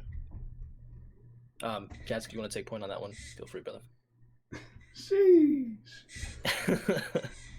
If I could tell myself Yeah, some your younger advice, self a bit of advice. Exactly. What would it be? to stop rushing, to stop taking things so fucking fast, and to start taking my time. I spent so much time in my life rushing my feelings and rushing the things that I did, and I think that's one of the biggest reasons that that Circles song hits me so hard is I really do need to just stop and take it one day at a time, one step at a time. I need to stop trying to jump 5 meters forward to figure out what's next, and instead just take it baby steps. I think that's the biggest thing from this segment that I've taken away is baby steps in the problems that I'm dealing with and the problems that I'm taking on, is to take little steps, and eventually those little steps will equal so much distance you don't even realize it happened. You don't even realize what you're looking at. I think that if I saw my younger self today and the actions that I took towards my own body, towards others around me, towards my family, towards all of the many lovers that I had relationships with, is that it's worth it to take it slow, and that you're worth taking it slow, that you're worth time, and that the people around you are worth that time. And you just got to stop rushing. You got to stop trying to wind sprint through this shit and take it inch by inch. That's probably the biggest thing that I'd have to tell myself. That's really good. That's really deep. And I think mine kind of shares a similarity. For me, it would be honestly just to stop taking life so seriously. I felt that, like yourself, I was in such a rush to wind sprint through and get to my 10 years after high school kind of mark. And I felt like it caused a lot of issues because I didn't understand who I was yet as a young adult. And hell, I'm still young. I'm still trying to figure out who I'm going to be, but I don't worry about who I'm going to be next year, 5 years, or 10 years from now. I don't follow the common stigma of once you graduate from college, you need to do this, this, and this. I could give two shits about what someone says I have to do, because the more you tell me I have to do something, the more inclined I am to do the exact opposite, because that's my personality and that's the way I am. If you're going to tell me the world is black and white, I'm like, well, if you mix the two, you get a little bit of gray. I'm going to exploit the shit out of that area. I love that. I love finding ways to destroy things and trying to figure out how to put them back together. And I know that can be, excuse my English there, shit. I know that can be incredibly destructive at times, but I am somebody, and I consider myself a jack of all trades to that aspect, because I take my time now more than ever, and I wish I knew everything that I know now 5 years ago. It's just really to take the time and fucking, if you see that gray area, dive head first in that bitch and see what happens. It could be something awful. You're like, wow, that was a bad idea, but at least you had the experience. And that's one thing I'm super positive now. I tell Grace all the time. I tell all of my close friends. I tell my family. They're like, hey, you probably shouldn't jump out of that airplane. I'm going to say, you know what I'm going to do? I'm going to jump out of that airplane twice. Once because he told me not to, and two because I'm going to see if I genuinely like it. You got to try everything in life once, because it's so short. And we take things so fucking serious that we don't give ourselves the opportunity to fail. Like Matt was saying earlier, we are literally by design to fail. Because when you do, you find something that works. You find that next step.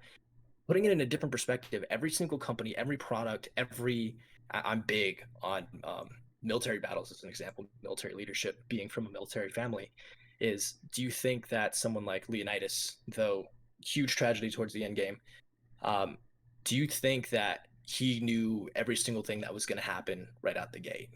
No. He took thousands of leaps of faith and understood that, hey, this didn't work, but maybe this will, because he exploited the hell out of that gray area. And I think that's so powerful when you can take a step back and say, like, here's option A and B. This is all you get. Nah, nah, nah. I'm going to mix a little bit of A and B here and there, throw a little MSG on top, and see how that tastes. Because you got to try everything once. You got to try the fruits of life at least once. Now, I'm not saying go crazy and do a bunch of wicked stuff, because if you didn't know, mixing weird drugs together can kill you. Don't do that. That's a bad idea. But, go out and do something different. Do something crazy. You might regret it, but hell, at least you say you have an opportunity. Like half the things, especially with food. I hate when people say, "Oh, I don't want to try that. That looks weird. It smells weird." Fucking try it. If you tried it and then you're like, "Yo, I was right. That was some freaky deaky stuff. I'm not into that." Then at least you had the opportunity and it can come up in a conversation later, which I love. Where it's like, "Yo, have you ever tried raw sea urchin dipped in fucking sweet and sour sauce?" Yes, I have. Why? Because why not? This is the only life I get. I want to make sure I'm living it to my fullest in whatever my definition of fullest might be. I wasn't always this way, but again, hindsight 2020, I tell myself, yo, pump the brakes, enjoy yourself, do some not exactly crazy things, but take, like you said, each day one step at a time and see where it takes you. I think that's so important. Yeah, It truly, truly is. it's huge. And plan. You don't have to just wake up and be like, oh, so what am I going to do today? You can plan. You can. That's part of taking time. Is like, if there's something and the thing about this is what's so interesting about me compared to others is, and it's kind of problematic in a way, but I don't think I'd ever change it about myself. Is when I set a goal or I set my eyes on something, I fucking do it 100% blood, sweat, and tears. And one of the biggest hard things about that betrayal with my best friend was we had dedicated this time to making this album with this huge, awesome concept. And it was every single day for over a year. We were in the studio writing music for hours, practicing that music, writing new music, practicing. And all that time spent together to create this art. And one thing about myself that I've always recognized is this purpose and this soul need.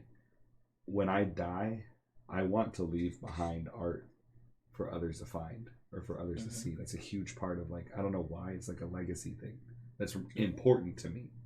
And when I got arrested a week later, my other best friend who was in the band was diagnosed with cancer, and a year later he died. And we finished so much of that music and never had the opportunity to record any of it.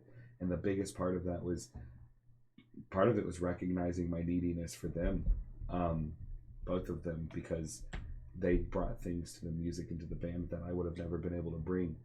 And I reached a point where I felt defeated. Like, I just put so much blood, sweat, and tears into this project, and like it was my baby, and I lost that.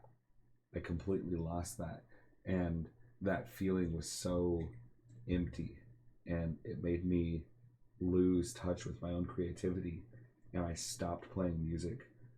And just recently I started picking up my guitar again on a real level, but since Blake died I hadn't done that, and that's really hard for me because that's one of my biggest forms of self-expression, and being able to feel what I feel is playing music. And I put that away. I shelved that up. And the same thing happened with Kevin, which is the friend who killed himself. I did a lot of rap with him, and I'd never really gotten into rap until I met him, and he really brought that out of me. And since Kevin died, I've never tried to rap again. And I was actually pretty decent at it. Like, it's weird because I'm white as fuck, but I could actually do what we were doing. It felt good to do what we were doing, but ever since Kevin died, I've never touched rap again from my own level of my writing. And I don't know that I ever will, because I feel like that piece of me was taken away when he died. And it's such a weird feeling to feel that artistically. And now I'm reaching a point where I have to find out what's next in my art. what do I want to create? What's going to make me feel out? Because really, that's what I'm just trying to feel it out. I'm trying to feel everything out that I've been feeling, and what's going on in my life right now. And so, it's important to be able to embrace those parts of yourself, and to understand that we're all human and we're all flawed, and we all fuck up. And thank you for sharing that, man. Like honestly, what I gathered from what you explained there, and what stood out to me most, is that when you lost, those two, what I would define as almost like anchors or accessories to your creativity, you felt that you lost yourself in a sense. And now you being able to acknowledge, even in trying times, that you're going to get back to what made you you, and exploring that, and again finding that gray space and saying, this is what made it. You're black, and this is where I want to be, or this is what I'm with now, and you're seeing this wide open gray area and exploiting the hell out of it. I think that's incredibly important. I think that's so, really, it's outstanding and inspiring to sit back and say, you know what, this shit sucks, but I want to be me again, and this Yeah. is what I'm gonna do. There was I think that's a incredibly quote powerful. I read that was really inspirational from that angle. It said that the world may change around you and things may happen, or I guess it said the world may change around me, my life may change, things may happen, but I'm never going to change because I'm always going to be who I want to be.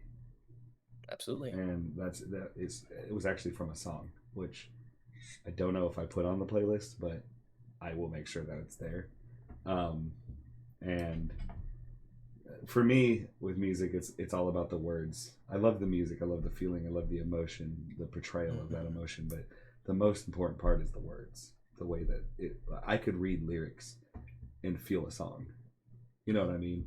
And so I find a lot of comfort. And if I'm ever like reaching out to someone, like if I ever reach out to you and show you a song or send you lyrics to a song, just understand that that's me trying to touch your soul, and that's me trying to show you something that makes me feel something. And that's how I try to connect with people. And that's why I made this playlist for everyone, this Confide mental health awareness playlist, is because I want everyone to be able to touch each other. And the coolest thing about it is I can go look at the playlist and I can see who posts what. Like, it's so crazy to think about, but I can see who posts it, and then I feel like I'm connecting with them and their mental struggles. Absolutely. So it's really cool to be music able is to feel huge. that. It really, really is.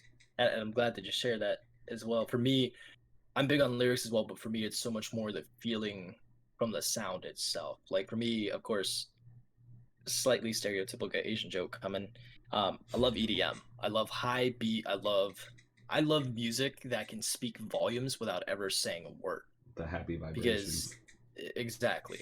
Yeah. And not necessarily always being happy. There's times where if I'm feeling sad, it's one of the biggest reasons and inspirations for why I fell in love with lo-fi music, because it makes you feel a way so much more as the lyrics carrying you. And for me, that's important. So I love that you shared that aspect as well, because there's times where I can send songs to people and be like, look, I really like this.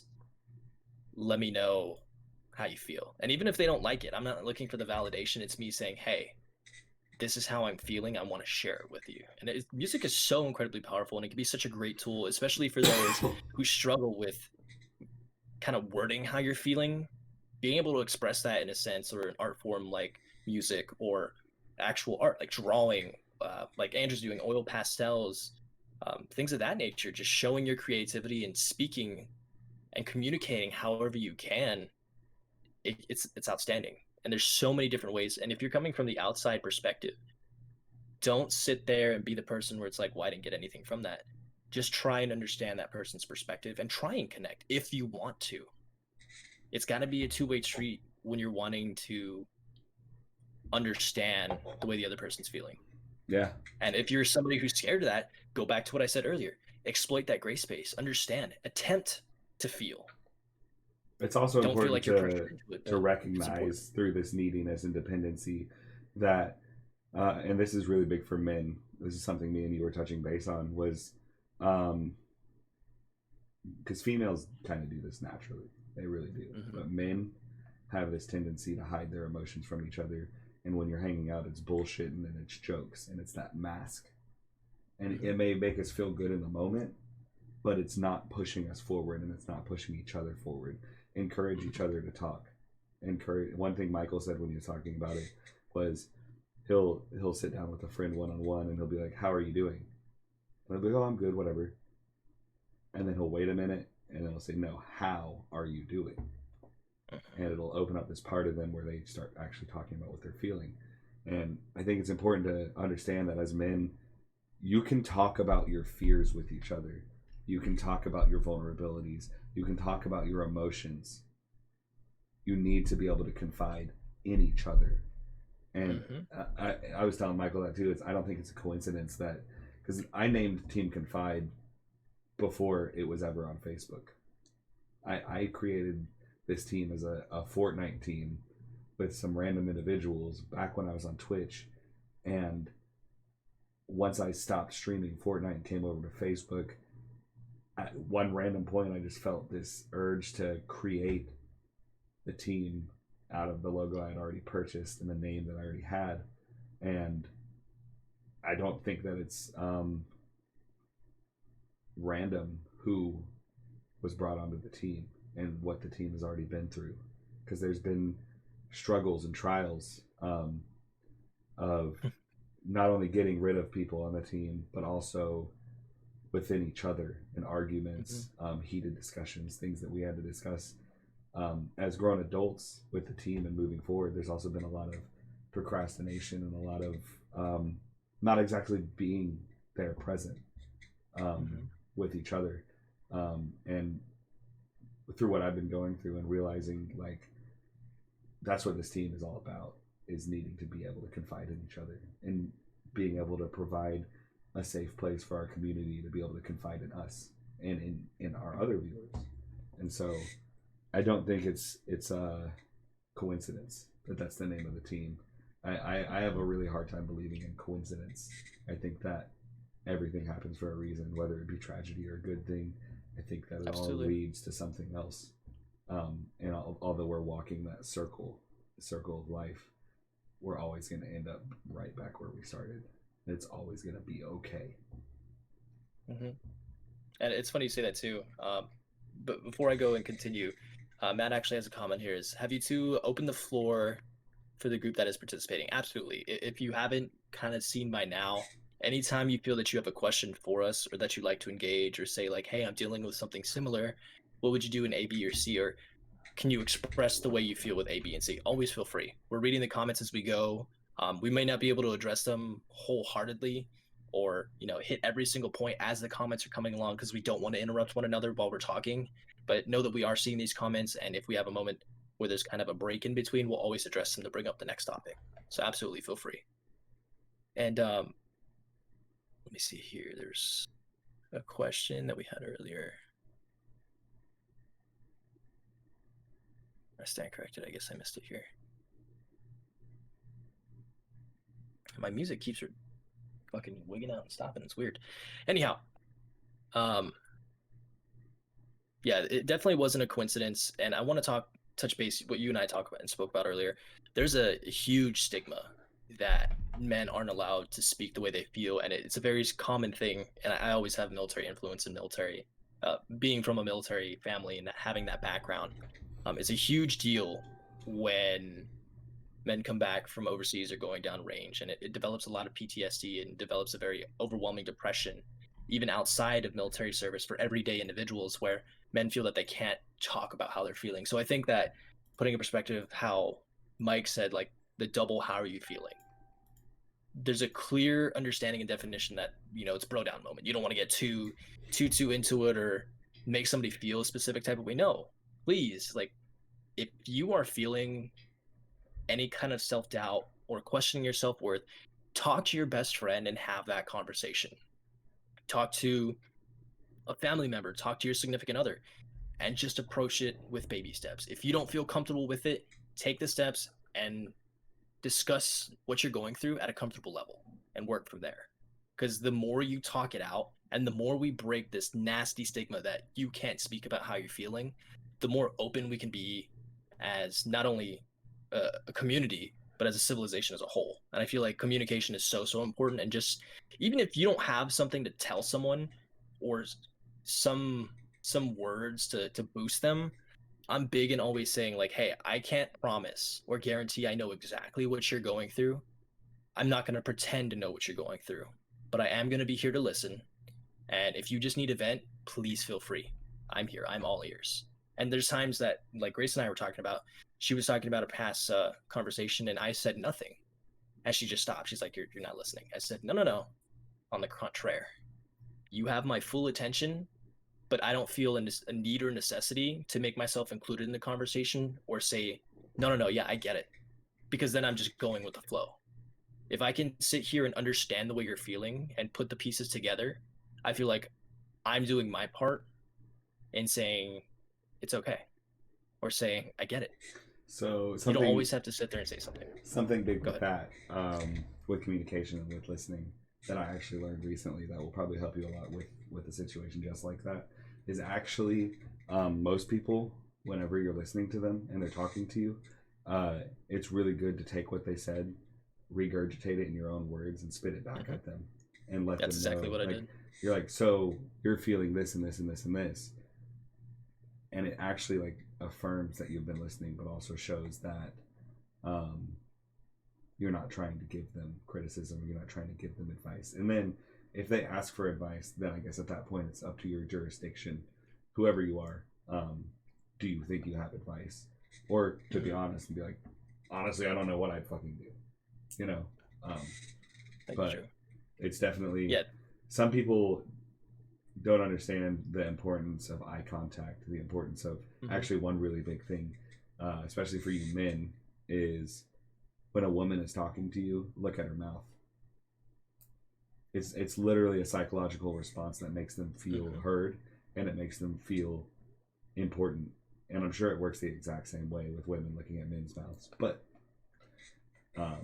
it's important to show that in psychology and also verbally, and to also approach those kinds of situations with words of affirmation. So like, if they're expressing something, like they're having a bad day at work or something, the ability to take that and say something positive back is also huge. There's so many comments. definitely hit them. If they have any questions, anything somebody would like to add, please feel free. Briefly as well, I kind of want to rephrase what I stated because I felt that it didn't come off as clearly as I might like. I don't want anyone to think that, well, he wasn't listening to her. No, no, no. On the contrary, whenever I'm having a conversation with people, and Drew can attest to this as well, I don't feel necessary myself as an individual or my listening capabilities to sit there and say like, yeah, or look directly at you, because a lot of times, and to be brutally honest, my favorite conversations are where I'm on the road. I know it can be incredibly distracting, but I love having them at the dinner table, or just looking at each other, laying down in bed and having pillow talk, but not necessarily sexual, just connecting with one another. My biggest thing is driving. When I'm driving with someone, I have my hands and my attention span to the road is kind of on cruise control. I'm still very aware, but I have the full ability to listen. The music is off. I'm listening to what you're saying. I'm digesting. And like you said, I regurgitate. If they say, hey, did you get that? Or do you see what I mean? I'll sit there and say, so you're feeling A, B, and C. Did A, B, and C. I get that. And then I explain, just like I said, I don't feel the need to say, no, you did that right, or yeah, okay, or interrupt you when you're speaking, because I want to understand how you're feeling. I like to read in between the lines. And like I mentioned earlier, I'm big on the little things. So if I find a situation where it's like, okay, yes, I feel like I'm not digesting, versus grasping everything as a whole, collecting my thoughts.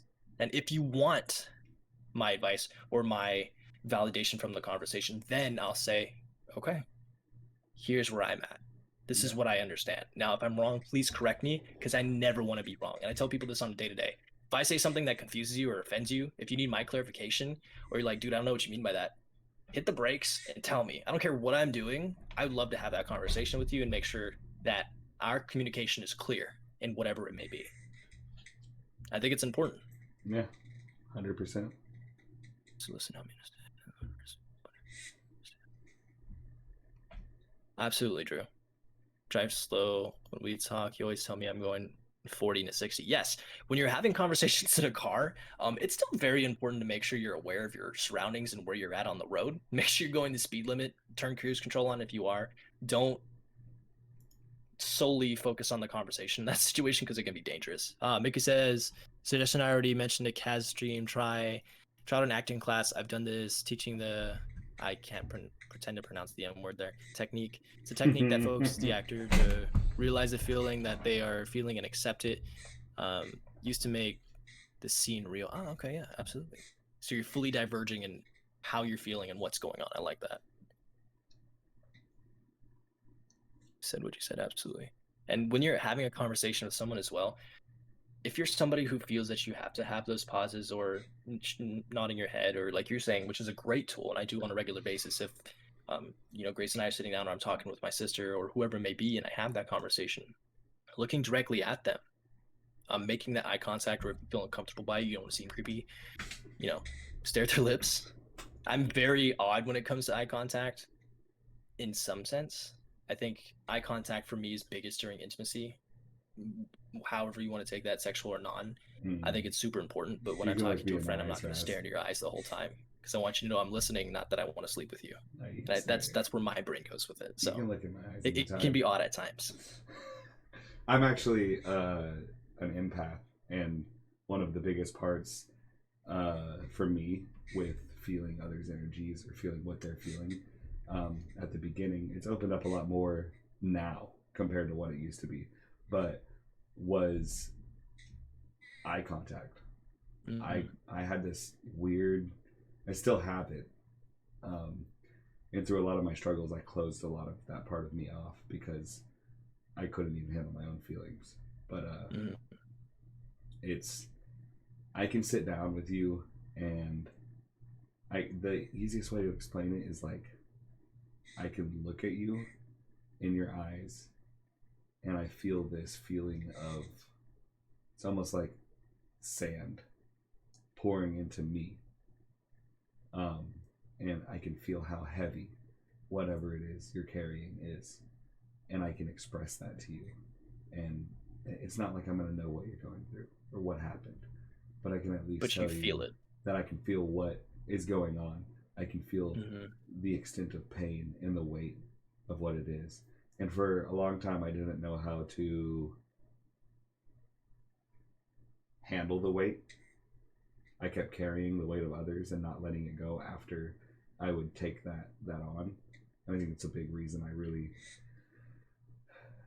stopped feeling those things and those parts of myself. And I'm reaching a point now that I have to understand how to let go, and also how to not neglect myself, because I've been doing it for so long, just neglecting myself, not giving myself time, and not giving myself love, which that's what I need to focus on going forward. And that's what I'm focusing on right now, is really just taking the time to find myself again and find what I love about myself. And in that, I believe that I'm going to be able to find what my heart wants. And I'm just going to chase it. Whatever Absolutely, it man. is, whatever I need to achieve, it's going to happen. I know who I am. And I want to touch base briefly as well when you're saying take time for yourself, in case anybody has this second guess or this doubt in their mind, or this thought process of, well, I don't want to be overly selfish. It's quite the contraire. And I say this because it's your life. You get to share it with others, and others get to share it with you. Hell, you get to share it with your pets. But at the end of the day, it's your life. You have full control of that. Don't let anyone else take that control from you. So if you feel like you need you time, you're not being selfish. You're taking the lead of your life back, or the reins of your life, and saying, I need to take this ride for a little bit.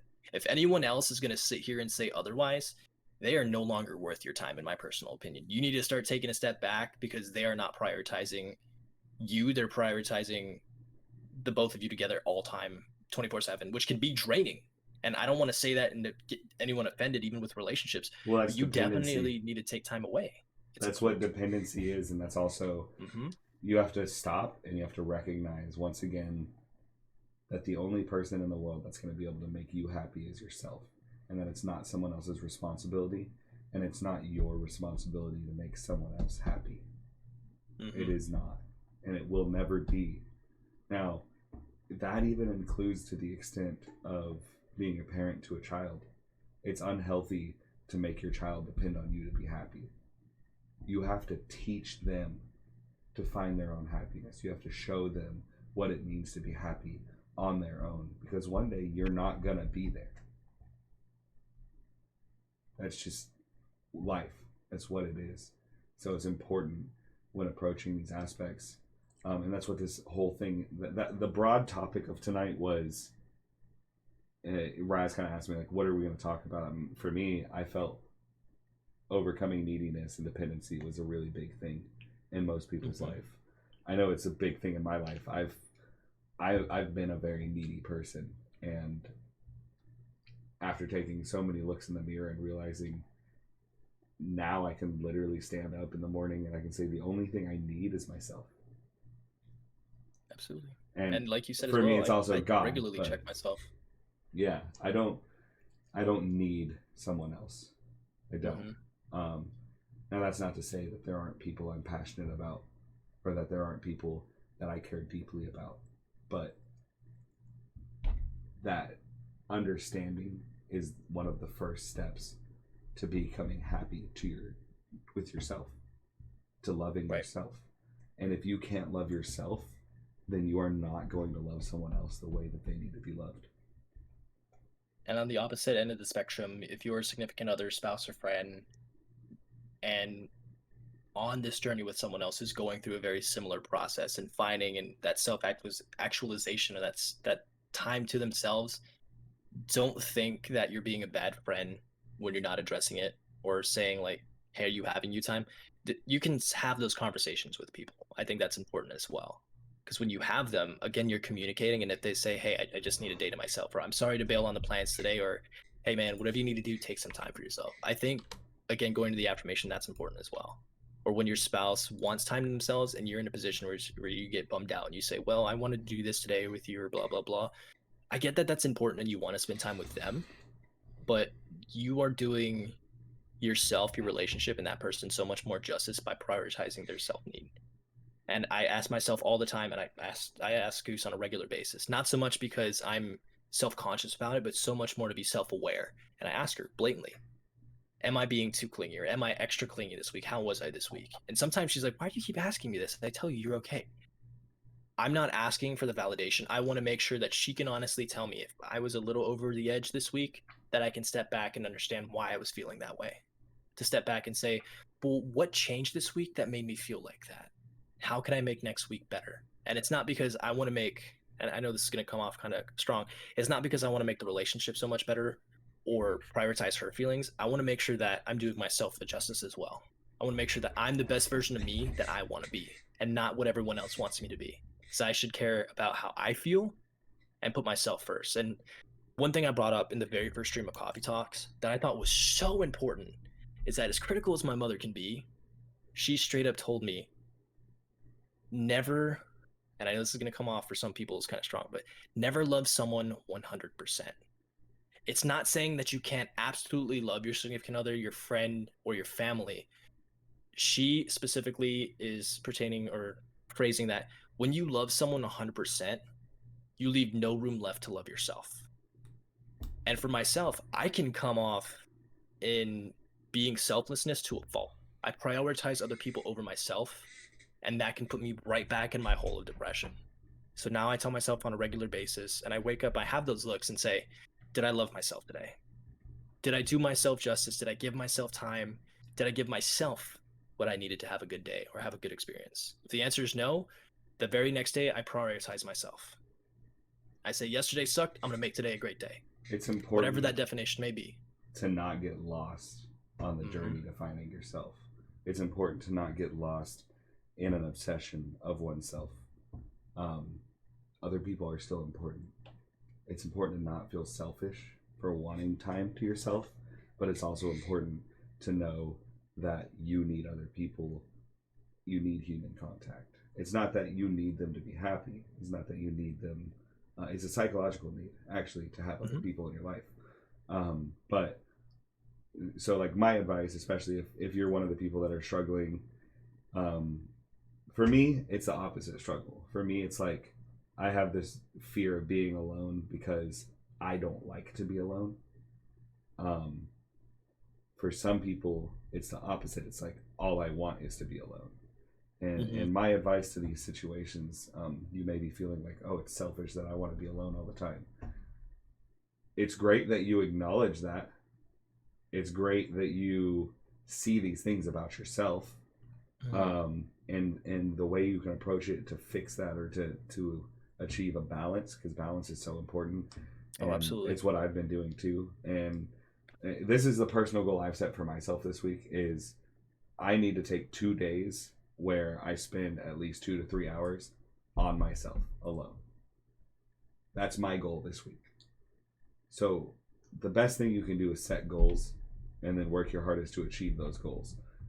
You may be afraid to have that time alone. And that might be a matter of you forcing yourself to just have 1 hour in the week. It's a personal thing to understand balance. And it's also a big thing, once again, to just take those baby steps. Take the baby steps to be alone and to be comfortable in your own skin. And take the baby steps to achieve this happiness and this self-discovery. Because at the end of the day, no matter who you are, no matter who we're talking to right now, you are worth something. You are worth your weight in gold. You're worth everything.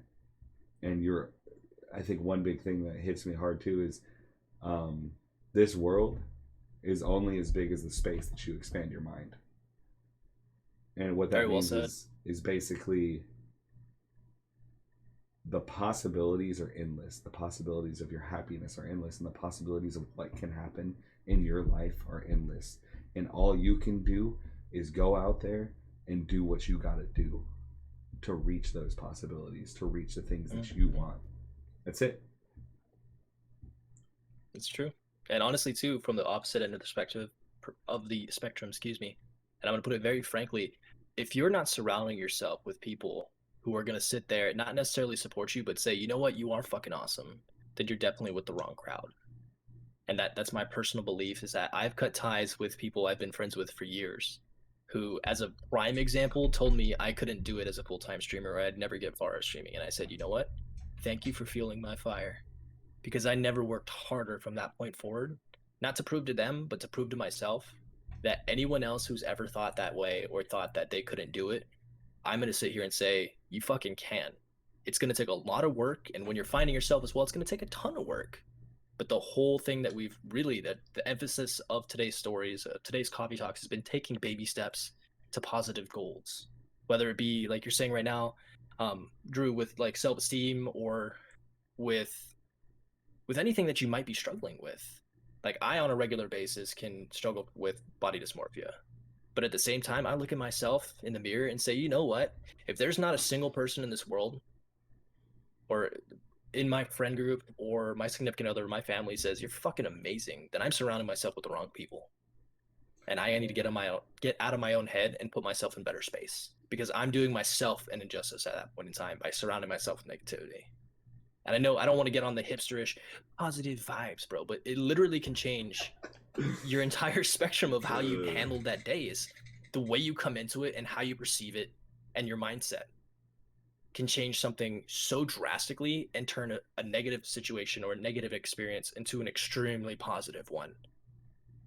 So I think that's incredibly important. Surround yourself with people that are important, or somebody who's just going to be there and say, like, you're fucking outstanding. And if you can't find those people, then Lord have mercy, you need to be your biggest cheerleader. And I think that's so important as well. Well, I think I tell myself, it's also important. If you can't find those people, go to church. Oh, absolutely. Literally. It doesn't matter if you're a Christian or if you believe in God. Go to a place where people are positively impacting each other, because that's where you're going to find those people, regardless of the religion, regardless of whatever it may be. To be honest, you're going to find people that are trustworthy. You're going to find people that have good hearts and that want to show you love. And you may go to a church and it may be shitty. Go to a different one. Do things. Take a dancing class. What are you interested in? Do you like cards? Do you like video games? And chase people, because you're not going to get chased all the time. If you can't find those people, I promise you, you're not looking in the right places, and you're not looking enough, because there's so many fucking people in this world that you can connect with every single day. And I think there's a blatant evidence of that just in our community, because I just see people there's nothing that feels better than booting up my stream and people showing up. It's so even if it's just 5 people, it's just like, because the body dysmorphia thing, fuck yeah, 100% feel that. It's a real thing. Every single day. I look at pictures of myself and literally, I'm pretty sure I see myself as 10 times bigger than what I am. Oh, we all do, and that's dysmorphia talking. It's a very real thing, and I'm very not open about it. And if someone ever makes like a fat joke to me, even if it's just a joke, that shit hits me. Like that shit hits me hard. But if I'm ever streaming and there's people that are positively promoting my image or how I look, it makes me feel like fucking angelic. You know, like, oh, absolutely. It's so crazy. You feel like $1 million. You feel like you can holy shit, Hulk smash through the wall and just be like, oh, let's go. Let's Yeah. take on the rest of the stream. It's an outstanding feeling. So I think it's really important to have, you know, a group of people that's going to be there to boost you in whatever way, shape, or form it may be. And if you don't have that, I think it's really important as well to be your best cheerleader. Like I 100% just had this conversation with my mom the night of the ghost hunt. We were eating beforehand, and I came off a little strong, but my mother and I's relationship's always quite hilarious. I was FaceTiming her, and I was like, well, Mom, you need to dye your hair. She's like, well, son, you need to go on a diet. And I said, you know what? I'm still handsome. that was literally the end of the conversation. She was just like, hey, what are you doing today? And it's such an odd conversation to have. In the back of my mind, of course, that stung. Yeah. But at the same time, I think of myself in a positive image. And though, here's the biggest thing for me, too, when it comes to beauty and why I think body dysmorphia, even though I'm affected by it, is a load of shit. Because in 40 years, my skin's going to sag to the floor harder than I've ever seen it sag in my life. I'm not going to look the same way. Will I still have this killer personality that I think is outstanding? Absolutely. And if anybody thinks otherwise, I love you all, don't get me wrong. But also, if you think otherwise, fuck you. There's 7.6 billion people in the world. If you can find one person to connect to, whether that be on a day-to-day basis, once a year, once a week, once a decade, you still completely found that person that you can connect with. And I think that's so important. And I mean that not in a romantic sense or romantic sense, however you want to think about it. But there's literally 7.6 billion people in the world. You just got to connect with one person and you're good. And there's so much time in the world to do that. So if you don't look in the mirror and say, you're fucking sexy, you're doing yourself an injustice. You don't have to be that aggressive with it. That's my personal phrase that I love. No, you do. Take your pants off. Exactly. Oh, my. Look at the time. Take your pants off. Relax a little. And I think that if anybody does struggle with body dysmorphia, because it's a very common thing, and some people don't realize they have it as heavily as others, and that's okay. You know, I was a very overweight child, so I understand the bullying and the aspects of that self-image problem. But literally, I just look at myself in the mirror, and as funny as it may sound, I say, "You're fucking gorgeous today." As odd as it is, sometimes I'll look in the mirror and I like to do the whole like, I don't remember what movie it's from, but the classic 70s, flick your rearview mirror and just go like. For that, exactly. It's like, let's have a damn good drive. I could be going to the grocery store across the street, but I'll go. Let's go. It's just a good feeling because I'm boosting. I don't need somebody else to validate me and say that I look good. I'm saying, yo, you look great. The whole. Let's rock it. You couldn't see that, but I was doing the whole. Imagine the eyebrows. Your eyebrows. Well, then I don't know. I do the lip thing from time to time, or like the mustache will be like, do the sus face. I think it's hysterical. You gotta feel good in your own skin. And I think it's very positive. Mm-hmm. You really gotta feel good in your own skin. What kind of person? My chat's literally just fucking. Say what? I can't do this right now. All right, calm down.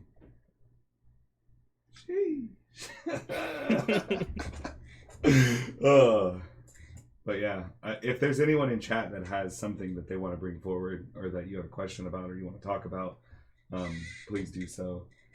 Also, if there's anyone in chat that I want this, if you want to do me a favor and make me feel loved, go to the Spotify playlist and put music on it because it makes me feel like I'm worth something. It makes me feel like I'm making an impact and that we're making an impact together. Absolutely. Let me actually go back up and pin that. I forgot to when it was there.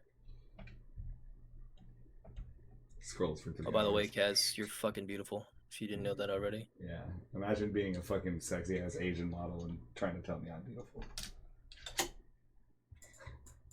What? Where? The little avocado egg roll. Damn, where did you post that? I'd fucking eat it, chat. I got it. If you'd eat Raz, let him know. If what? Wait a minute. What just happened? Did I just get solicited? I charge by the minute. Don't tell. But yeah, no, in all seriousness, guys, if you're ever in a situation where you're dealing with dysmorphia, don't be afraid to compliment yourself. Some people think that's so strange, but I think it's incredibly powerful. And going back to it as well, compliments can be such a huge factor in boosting somebody, not necessarily their ego, but making them have a genuinely good day. That's why they say a smile can literally save a life.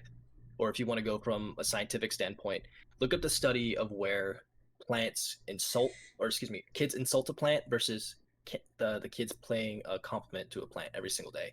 Both plants receive the exact same amount of sunlight, exact same time frames, exact same water, but one plant receives insults while the other receives compliments. The plant that receives insults starts to wilt. The plant that receives compliments actually starts to flourish more rapidly. And this is a plant, legitimately a thing. And I think that's so powerful. Just saying, you don't have to go up to someone and be like, yo, you're gorgeous. Just be like, hey, man, you look outstanding today. Or, hey, you have a killer smile. And it doesn't have to be creepy or weird. You don't have to approach it awkwardly. Just be like, hey, you look really good today. Or, hey, I really enjoyed what you put out today. If they're a content creator or whatever it may be, pay someone a compliment. I challenge everybody to do that tomorrow. The first person you see or somebody that you see throughout the day, pay them a compliment in some way, shape, or form. Don't expect one in return. Solely do it as a service to make someone's day better, because you're making a positive impact by literally saying, for most people, less than 10 words or just smiling. Hell, that's a compliment in itself, because it can literally change someone's entire mood for the day. Simple as that. It honest to goodness can.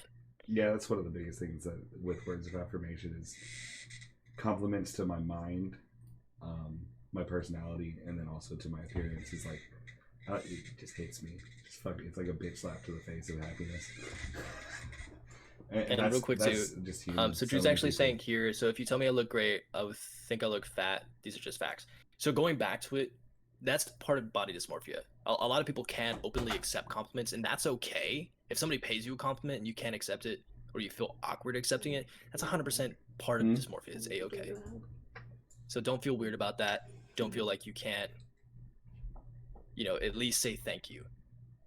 Because you definitely can. It doesn't mean it's going to change your mood or affect the way you feel that day, but know that people are being genuine and they're not just saying it to say it. Like, whenever I say something, I don't say it just to be nice.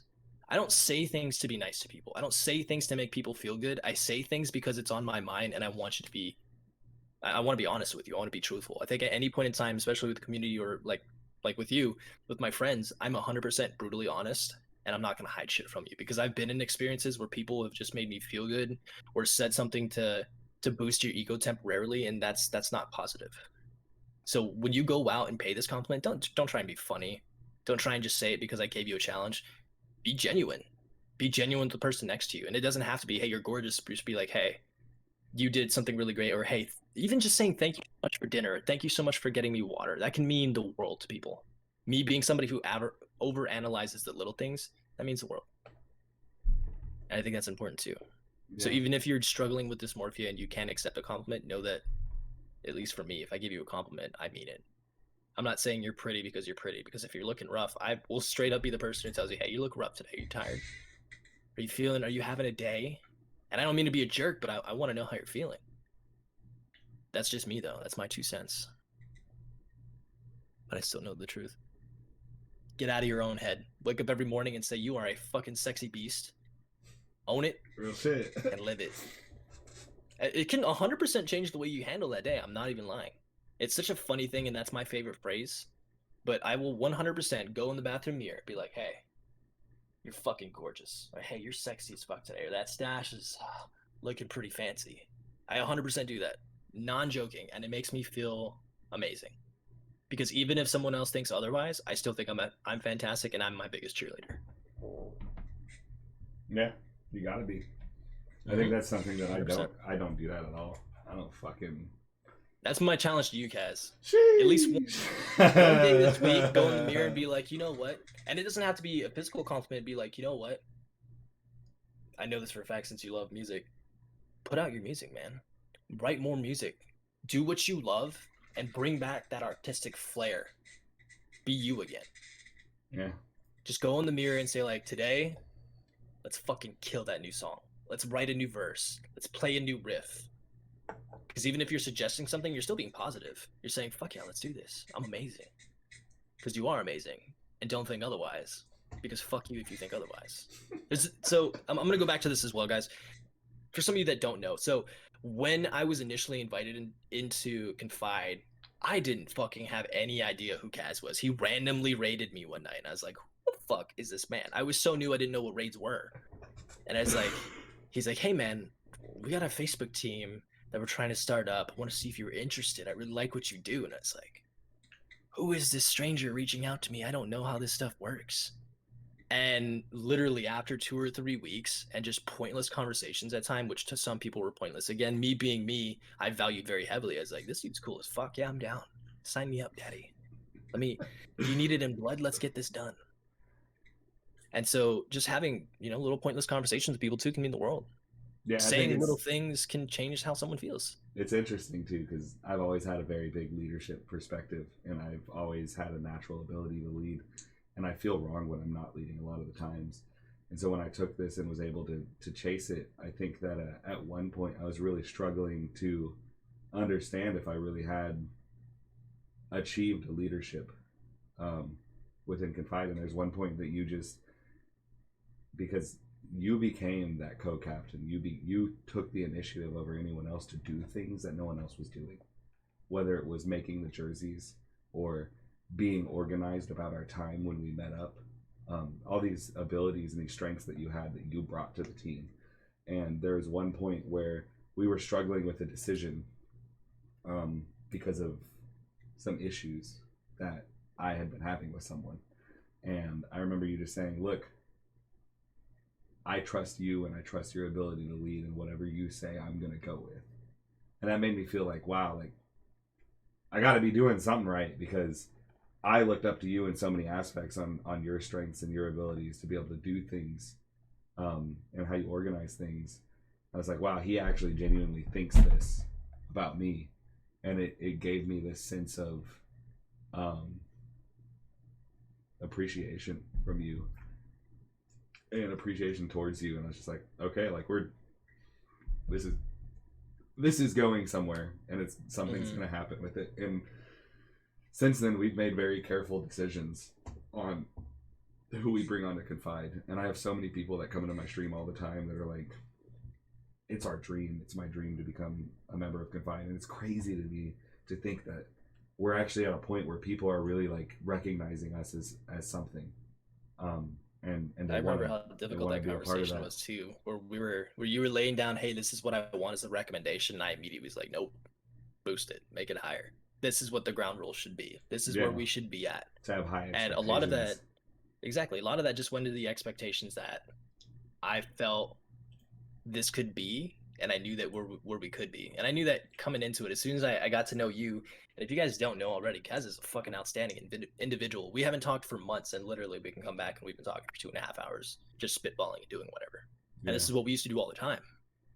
So, it's exciting. It's exciting to think about bringing the other people into this, like Pac. It's crazy how much I look up to Pac as a human being. Oh yeah, it's my dad. Genuinely, like I look at Pac and I think, wow, like that's the embodiment of being happy. That's the embodiment of being smart and being able to achieve things and to show other people your happiness and to help them be happy without even having to try. That it's so genuine. And I remember when we brought Pac onto the team and when it was a discussion, I remember talking to him and he took time to really think about everything before he gave me an answer. And I remember him coming back to me and saying, that is something I'd be interested in. And I remember this feeling, I was like, that was the first time I really felt like this is really big for the team, to have someone like this on the team, to have someone that with the know-how, but also with the history of streaming that he had and everything. I was like, dude, this is huge. for Confide, and this is a giant step forward. And then all the way down to bringing Mad Mike on with Pack was like such a spontaneous decision, but probably one of the best decisions that we've made as a team. And then I would have never known Stu if it weren't for Mike. I would have never known Stu existed. Aside from like Stu'd come in my stream and he's talked and stuff, but like I never knew Stu on a personal level until me and him played together because of Mike. And now when you look at Confide, it's so funny because we're divided into these sections of who plays together most of the time, and I fucking play with Stu so much. Like, it's crazy the relationship that I've developed with Stu. I consider him one of my absolute best friends, and I know that if I ever had a struggle and needed to go to him with something, that he would be all ears and be there for me emotionally and spiritually. And that's huge for me. That's fucking massive for me to have that. And I was so happy to bring him onto the team. And I'm so happy to bring the other people that are in discussion onto the team, which no one's going to know about, obviously, until it happens. But it's a speakeasy, sorry. It's super cool to be able to do these things and to have this table, so to speak, where we can all sit down and really be like, wow, I think this is someone that could really bring something to Confide, and to be able to take that and run with it, and to be a team and to be a family. Because at the end of the day, that's what we are. We're family. We're not just people that know each other anymore. It's come down to the point where we really do confide in each other.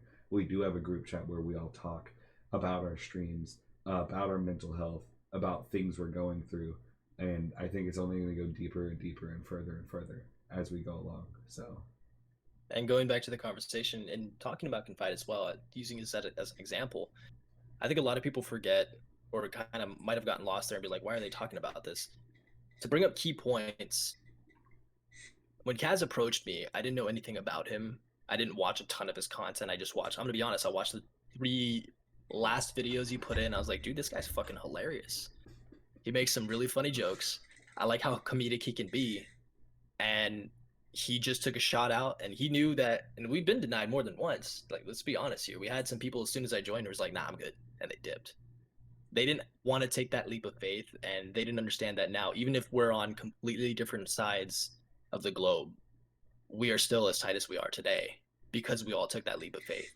And in times and trials where, like you were saying, you felt like you didn't know if you were ready to be a leader, you inspired me so much by having conversations with me and hanging out and just being like an older brother, that I was like, nah, dude, I'm going to be his cheerleader. I'm going to say, you fucking got this. You're going to kill this. If you need help, tell me. I am here for it. And just kind of going back to everything we discussed tonight, I think that's so important, because we love where we're at right now, but we're taking the baby steps and the initiative to build each other up and grow every single day to become better than who we were yesterday. Like, Kaz is great right now. Who knows where Kaz is going to be in 5 years? He could be a partnered streamer and fucking huge. But it all started with having small conversations like we are today and getting to know the people that are around us. Shut the fuck up, Straight Jesus. Glad to be a I part of fucking can't. I fucking can't. Had I not met Kaz, I would not have met Ryan. I would not have met Pack. Let me tell you right now, like, huge shout out to Pack. This motherfucker sat down with me for 3.5 hours and helped me with the toughest homework I'd ever had. And had Pack not been there, I guarantee I would have failed that course. Like, straight up. Pack has spent literal hours taking over my computer and taking over my wife's laptop to help us fix problems. That is one of the most genuine souls, that if you need help with something, he will drop what he's doing and quite literally be there to help you with it. It's crazy to know someone like that. And it's crazy to know, like, that is a secure person. If I've ever seen one, Pack is the epitome of a secure person. And I hope that he's in here I tell Pack all the time, but... I think he belongs on one of those Old Spice commercials with the Old Spice bottle, because he's just like the embodiment. When I see Old Spice, I think of Pack, just like the whole side angle look and everything. He's so funny. Dude's killer. It's so great. And it's big facts. And even Jinx, dude, like, I've had situations where I ducked out of work, and it was like, I am not fucking feeling this today.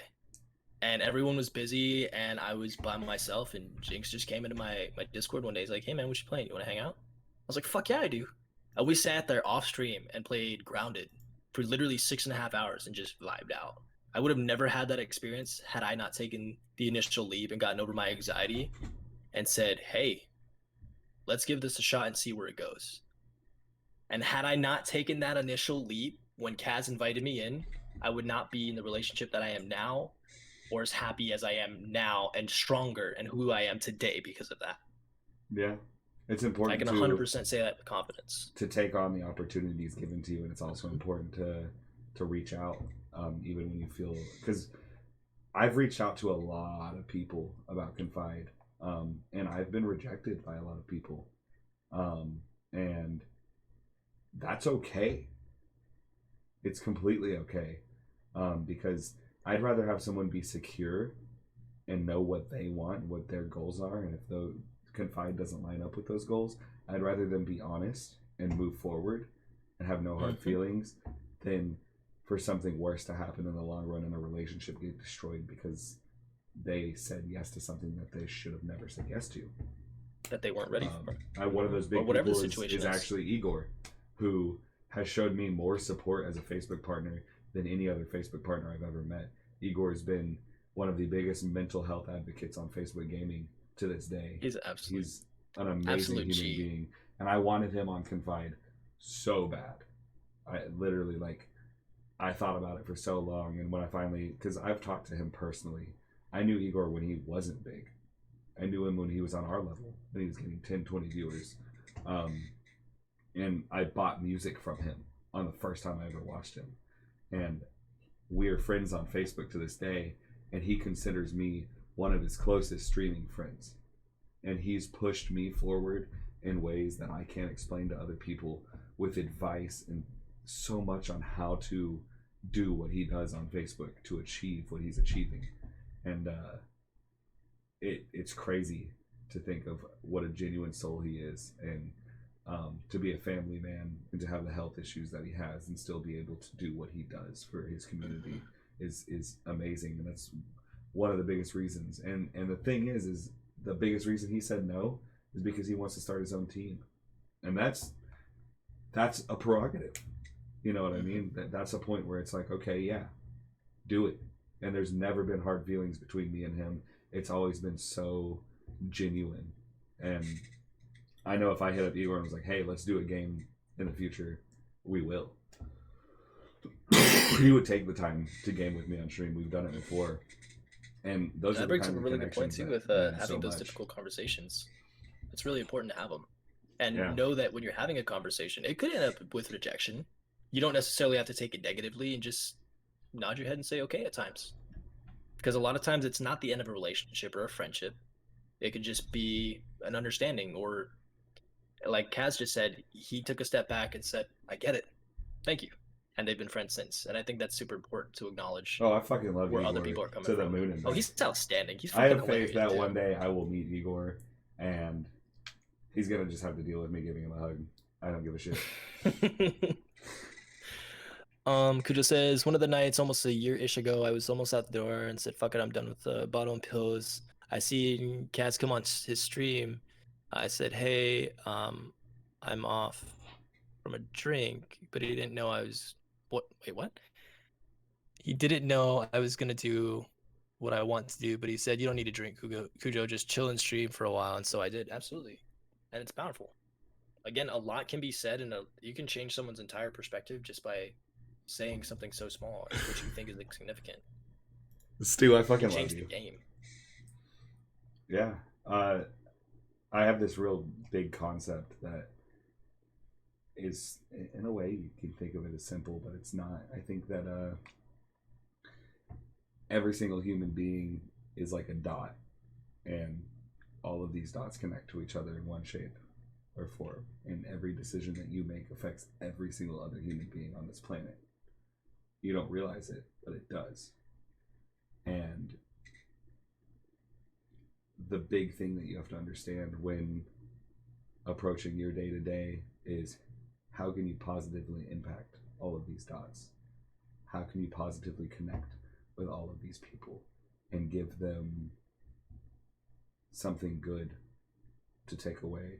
And that's one big reason, like, I always put that mask on to be funny, is because I feel like my place in streaming leans on a lot of sexual comedy, and there's a lot of people that might be getting off of a really hard day at work or going through something emotionally, and they come into my stream, and my ability to make people laugh is one of the biggest reasons they can forget about that for a moment, and I can be that gray area for them. I can be that comfort. And anytime someone has something in chat that is heavy or deep, I don't ignore it. I will stop, and if I feel like I have to stop playing the game to address it, I will literally stop playing the game to address what they're feeling, to validate their feelings and make them feel important, because that's what they need in that moment, and they wouldn't be reaching out if they didn't. And it's so important to me to be able to be that impact on others' lives. I feel like it's one of my biggest purposes, and that's one of my biggest purposes with my music, is to be able to touch people in a way that helps them make their days great and make their life great. So absolutely. So right now we've hit roughly a little over the 2.5 hour mark. We'll leave it open for a few more minutes in case anybody has additional comments, questions, anything they'd like to add before we close out tonight's coffee talk. Before we do, I do want to give a huge shout out again, Kaz. Thank you so much for joining me tonight, dude. Yeah, definitely fantastic, and it was definitely good to catch up before stream as well. For taking your time. Absolutely, man. And for reaching out. Absolutely. Meant a lot. And guys, if you didn't know as well, on the regular on Tuesdays, is that right, or on Sundays? What's the strat for Confide Cast? Confide Talk. Yeah, it's going to be Sundays. Sundays around 1 or 2 p.m. Central. Absolutely fantastic. So yeah, if you didn't know already, and I believe you're going to be starting your own variation as well. Is that correct? For your own personal page? I don't know. Maybe.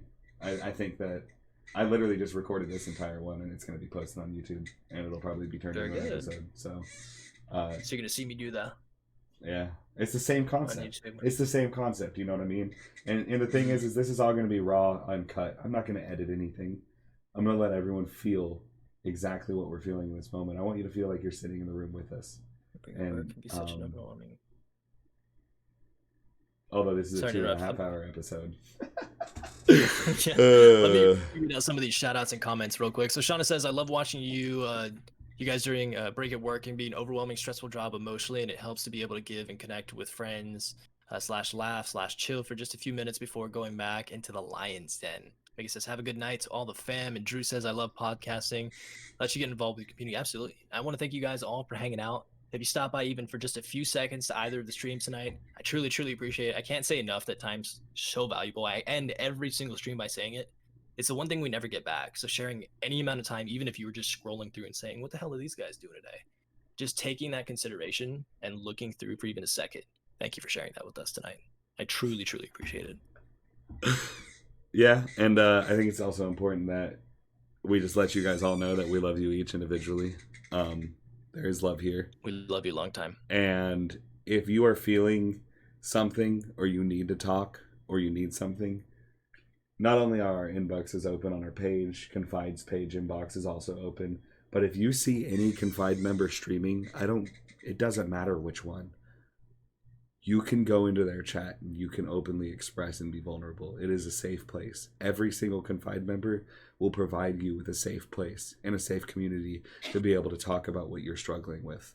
And that, I guarantee it. You can go into Jinx, Ryan's, Pax, Stu's, Michael's, even my little brother's when he gets back into the grind. You can go into their streams and you will be able to open up and be vulnerable and have someone to talk to. And don't be afraid to do that. I encourage you to do that because that's why we do what we do. That's why we're Confide, because we want to be a place that you can confide in, and we want to be able to confide in what we're doing. So I appreciate the time. I need to process a lot of shit out of this. I know that I have a lot of emotional feelings, but I love you, Raz. I love every viewer in here, and I'm excited for what the future holds. Take the homework. The homework from this one was to take the time to have quality time without a phone, whether it be with yourself or with a friend or with a family member, and if you are doing it with someone else, encourage them and dare them to not have their phone, to put the phone down for 2 or 3 hours and really have quality time with yourself or with whoever it is that's important to you, and enjoy that quality time.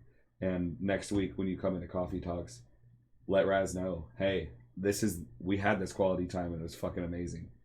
That's what we thrive on. That's what we want to hear, is that people are actually taking steps, baby steps.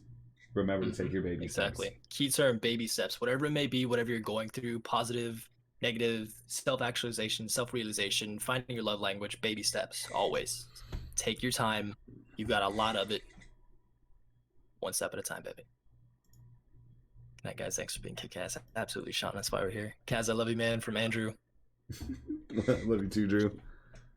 All right, I'm gonna raid someone. If you guys could drop some fucking wet eggplants on them, give them that casual 69er love, and take away everything from this episode. And if anyone needs to reach out to me, please feel free. I am open. I'll probably be up for a little bit longer tonight before I go to sleep. And yeah, just in fact, we might even still just be in Discord talking if anyone wants to talk. Who knows? We all like to boil down and simmer down. But I'm gonna raid someone, and I'm gonna get out of here and let Raz close his shit out before we start rambling on something else, because we just talk a fucking lot. So much love, guys. Thanks for stopping by tonight, man. Yeah, definitely.